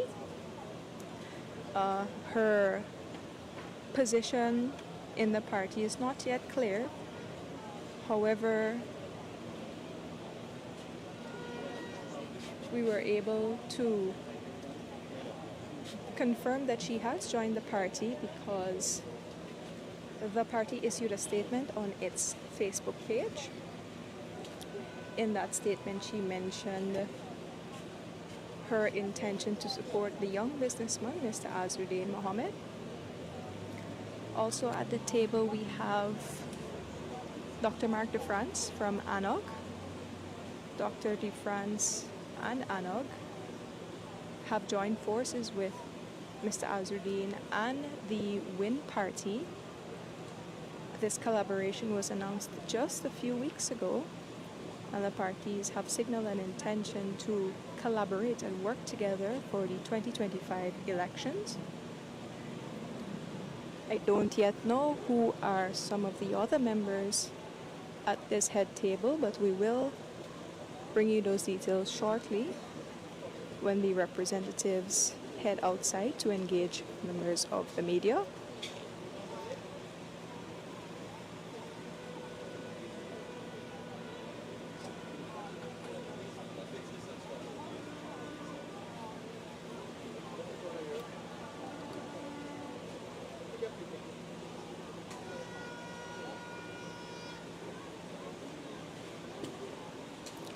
I can confirm one other person at this head table. That would be the gentleman sitting next to Mr. Azruddin, is Mr. Duarte Hetzberger. He was the personal assistant to the former Chief Elections Officer Keith Lowenfield. Of course, Mr. Lowenfield has been a controversial figure. He is currently before the courts, facing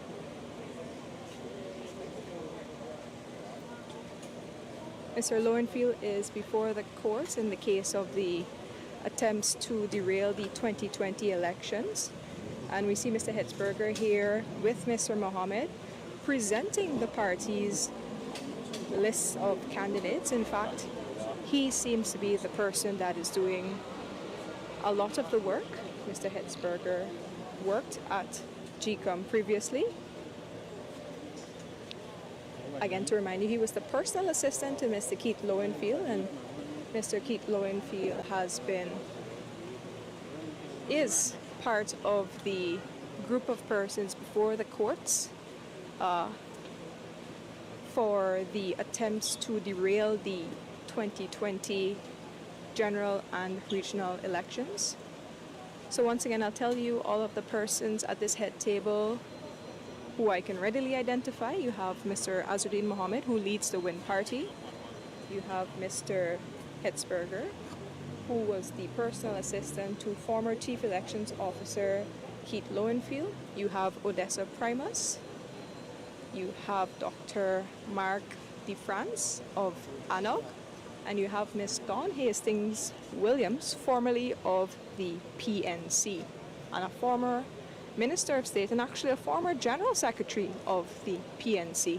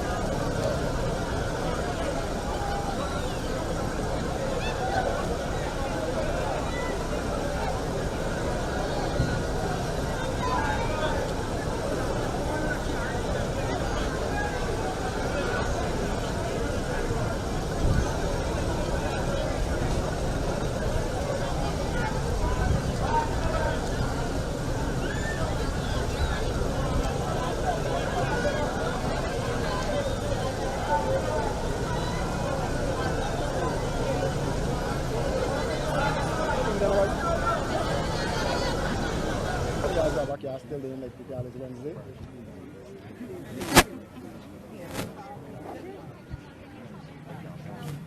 Could you stand here so the entire media can see? Mr. Mohammed, tell about your list and the regions you'll be competing in. We'll be competing in all the regions, all 10 regions. What about your policies, sir?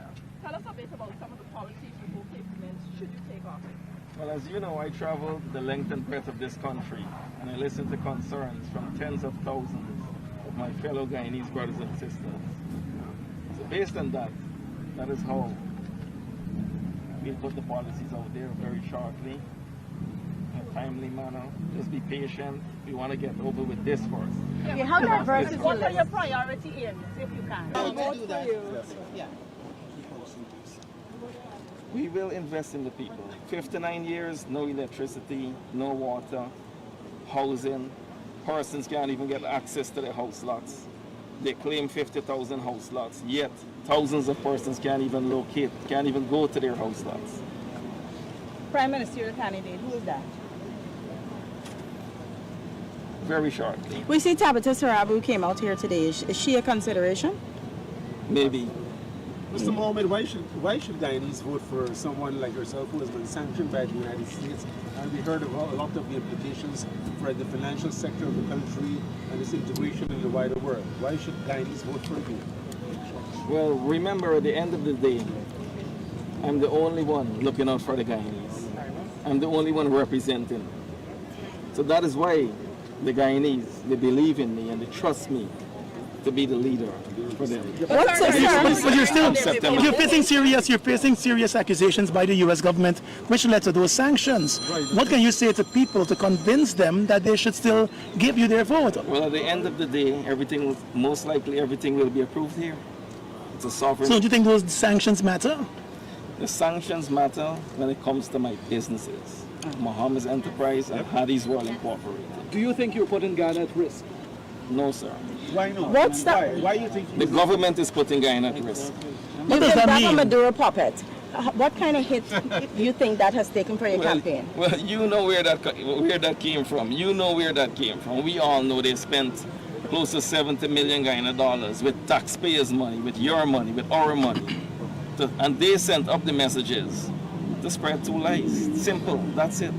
When are you Mr. Mohammed? your campaign, sir? Very soon. How soon will you host a press conference?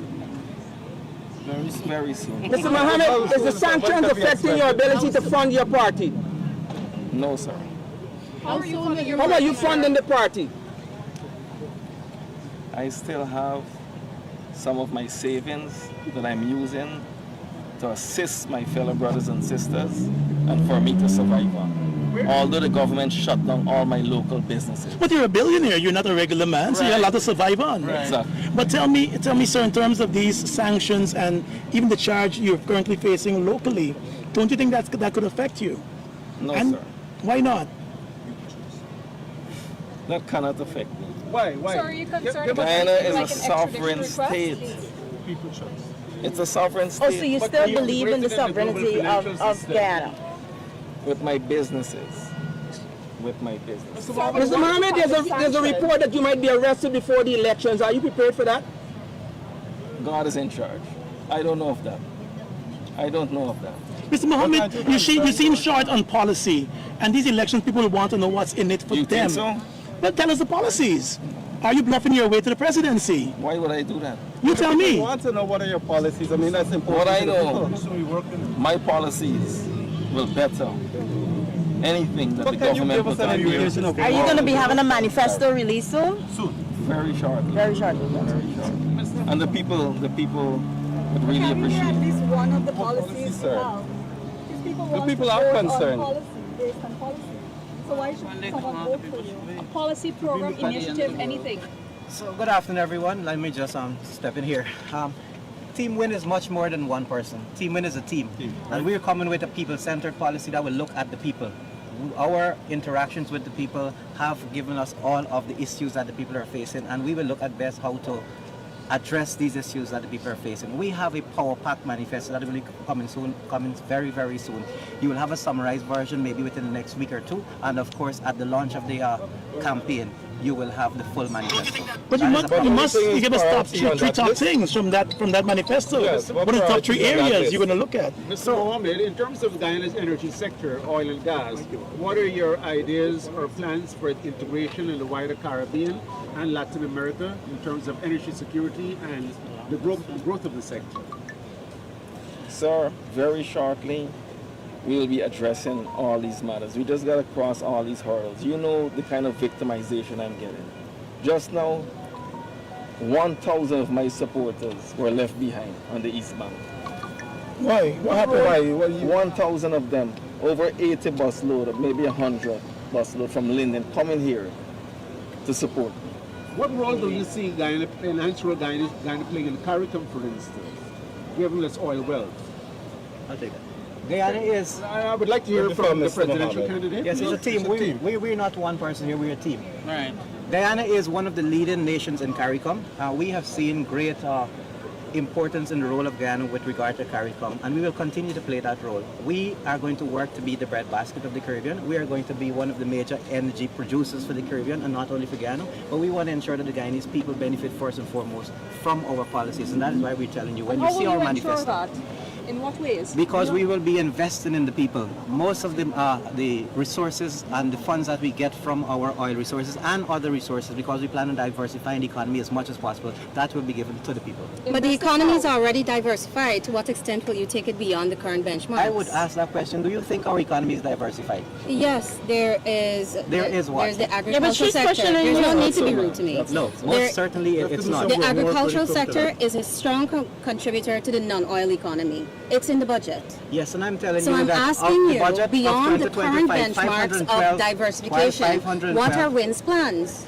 WIN will throw out a full manifesto for you to see our plan, and we're going to be improving in all areas, but more so in agriculture, in healthcare, in education, in national security, in governance at the local level. How? What is one thing you will do to transform the education sector? What's one thing you can tell us you will do that is not being done or has already been proposed? Suffer the most are the persons who live in the interior. And that is where you've seen, just look at our national grade 6 examinations. Not one student from the interior was able to get Queen's College. That is a reflection of where the policies have failed. So we will be investing more in the people, especially in these critical areas. So you're saying education is one of the main priorities? It is most certainly one of the main priorities. For you to have a nation that is able to represent itself, that is able to be seen on the world map as something of importance, you must educate your people. Your human resource is much more important. What about the border controversy? Yes, Do you see a U.S. sanctioned person gathering the U.S. support in the border controversy? We are a sovereign nation, and we have international allies that we will not be looking to jeopardize our roles with them. Instead, we will be building and increasing on those roles that we have. I just want to add, we are here today because of the people want to see. We're not here because Azadine, we are a team. Like Azadine said, we went the length and breadth of this country, and the people. Public demand. Public demand. We are here, starting from Cabo Pretoria to all the way to We were here because of the people. If it wasn't the people with our backers list and our candidate, we wouldn't be here. So I hope that's so tell me a bit about the diversification of your list. Young people, women. What do your list look like in this regard?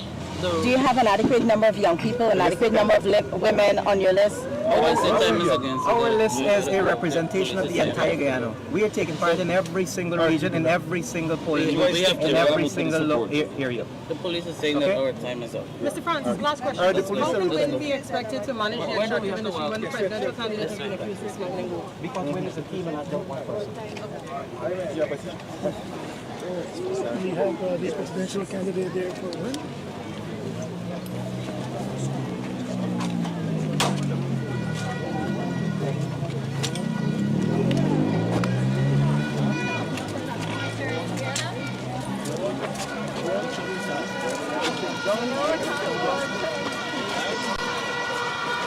I look on the road, right?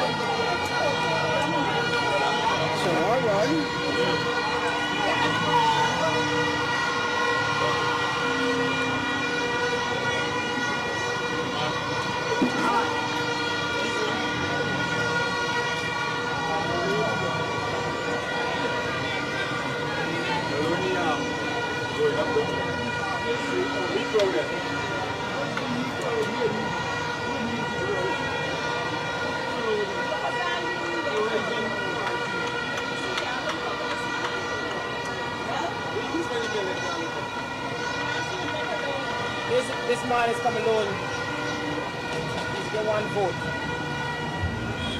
One vote.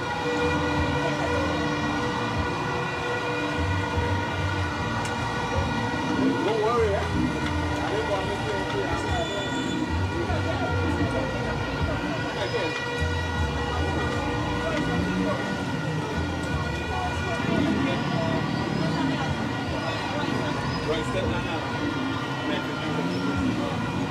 the last thing on there.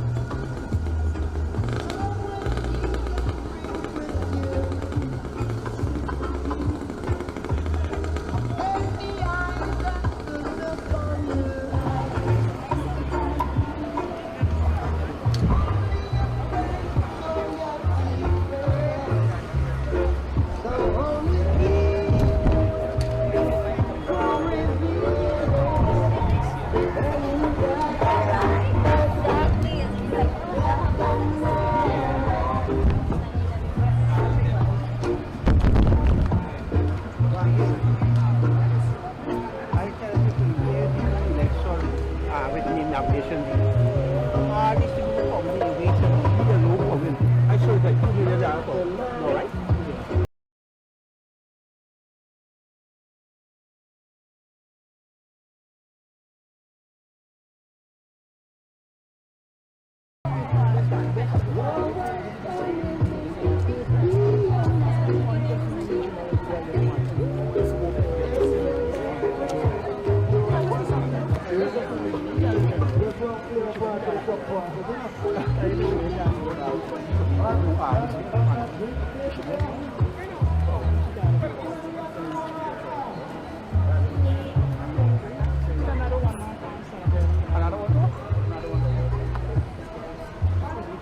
Okay, let me leave this camera right here. Anybody coming through, they're going to come through the gate.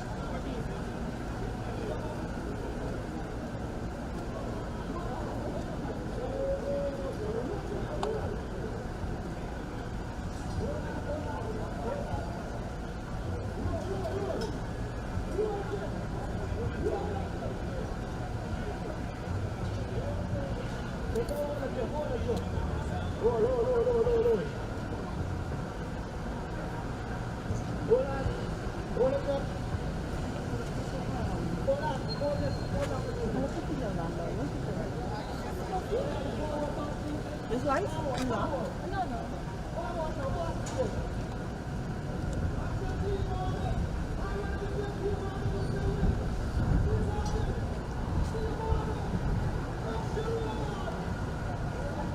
to contest in those elections, and once the list of candidates which political parties submitted here at the Humaniana to the officials of the Guyana Elections Commission is approved within a week's time, they will appear on the ballot and you will be able to vote for your representatives. But just to recap the day's activities and to go over what we witnessed here today, I have with me my colleague Vishani Ragabir to talk about that. So Vishani, let's talk first of all about the serious business that took place in the Humaniana where political parties engaged with GCOM officials.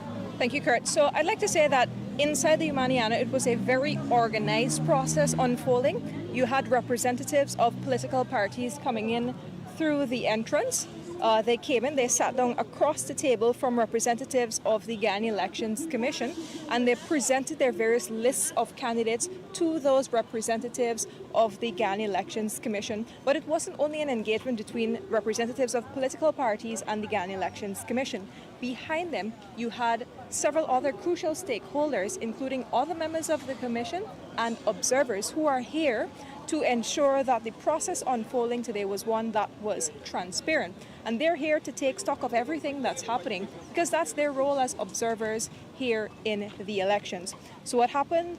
The party representatives came in, they presented their list to the GCOM officials, and those officials engaged in a brief examination of those lists. But of course, those lists will be further scrutinized, thoroughly scrutinized by members of the Guyana Elections Commission.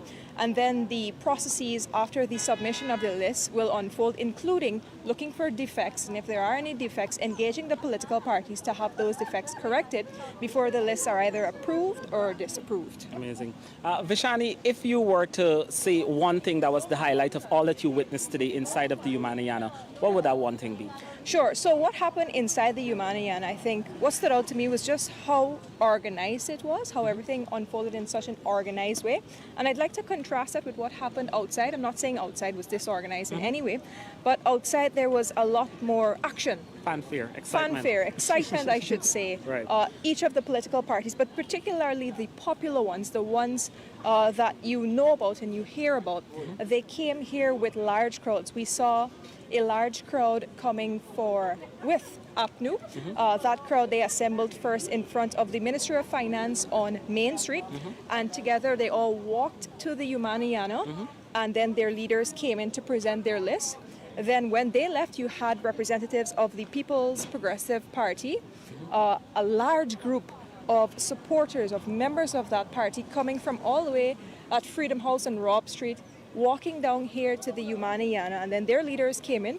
I think an iconic scene we saw today was them coming in with their suitcase, of course, yes, bringing in their lists of candidates. You had the Alliance for Change, the AFC, they came down Seawall Road with a sizable crowd of their own. You had other political parties, the ALP, led by Simona Brooms, a former Minister of Government. You had the Forward Guyana Movement, which is a party that comprises of 3 parties that have come together and will be contesting these elections. And the last party, the last large party that we saw, the party with a large grouping behind them, supporting them, was the We Invest in Nationhood Party, the WIN Party, which is led by businessman Azruddin Mohammed. You saw a large number of supporters coming with Mr. Mohammed down the Seawall Road to the Humaniana, and you heard them when you were inside because they were very sure about their support for Mr. Mohammed. So they were outside there. So I think what stood out for me was that inside it was a very organized process, a meticulous organized process unfolding, and then outside you had, as you said, all the fanfare and excitement. And I think that shows that persons are interested in these elections and persons are participating in the processes ahead of the elections, and perhaps will be participating in similar ways in the weeks leading up to those elections. Amazing. The media also played a very crucial role, in today's activities. Before we talk about that, I want to talk a little about the process, like you outlined, because not because a political party submitted a list today means that they will appear on that ballot or even appear on the ballot in all regions. We saw the parties with what we would say is a sizable support today, talking about participating in all the regions, but we've heard from smaller parties today that they are not participating in all of those regions. But each and every party and their representative candidates who went into the Umanayana also engaged the media once they emerged from the Umanayana. Some interesting questions on policy and what's next. Do you want to recap any of that for us, Vashani? Sure. So I think the general set of questions these representatives were asked by myself and my colleagues when they came out of the Umanayana were those questions relating to their candidates, actual names of the people who are seeking the vote of the Guyanese citizenry, what qualities the parties might have looked for when they were tapping those candidates to be part of their list, and also about the party's plans, policies and initiatives, the things that will resonate with people heading into the elections, the things that will make people support you. And I think it was understandable why those were the two major sets of questions, because they're both, the persons and the policies are what attract the Guyanese people to a party and attract them to support one political party over the other. Right. We've also seen a bit about the parties being questioned about their rivals in these elections, how they feel, are they intimidated, are they concerned, and the parties speaking about themselves, their readiness, their confidence, and just promoting themselves to the Guyanese people, because of course what unfolded out here was broadcast live to all of our viewers and viewers elsewhere. Amazing. I think another key feature of nomination day is that people look for surprise faces. We didn't see a lot of that today, but we did see, for instance, a Partnership for National Unity announcing that businessman Terence Campbell is a part of their slate. Some people may have known this, but I think for the wider public it was really a confirmation that he is going to be on the slate. The President, Dr. Irfan Ali, speaking on behalf of the People's Progressive Party, talking about the candidates showing continuity, but also newness and the renewal. And I think the biggest surprise really came from the Win Party, where we saw the former personal assistant to also former Chief Elections Officer Keith Lowingfield also leading the Win team here today. And one other surprise on the Win team is a former WPA member and a MP under the APNU AFC party in the National Assembly, Tabitha Sarborough-Haley, also decked in her blue and supporting that party here today. Vashani, any final words before we go? No final words for me, just to say that what I saw today was a very organized process, and I do want our viewers to know that in the days ahead, starting as early as tomorrow, a number of processes will unfold. That is, GCOM will start engaging the political parties about their lists, whether there are any defects or not, and if there are defects, they're going to go through the processes of trying to correct those and ultimately getting the lists approved or not. Amazing. And we will be following those processes day by day, and we will be bringing you updates all the way to probably around July 23rd, when GCOM will in fact publish for the public to see the approved and official list heading into the September 1st, 2025 elections. This was the Newsroom's live coverage for Nomination Day 2025. I'm Kurt Campbell, and this is my colleague Vashani Rakabir. Thank you so much.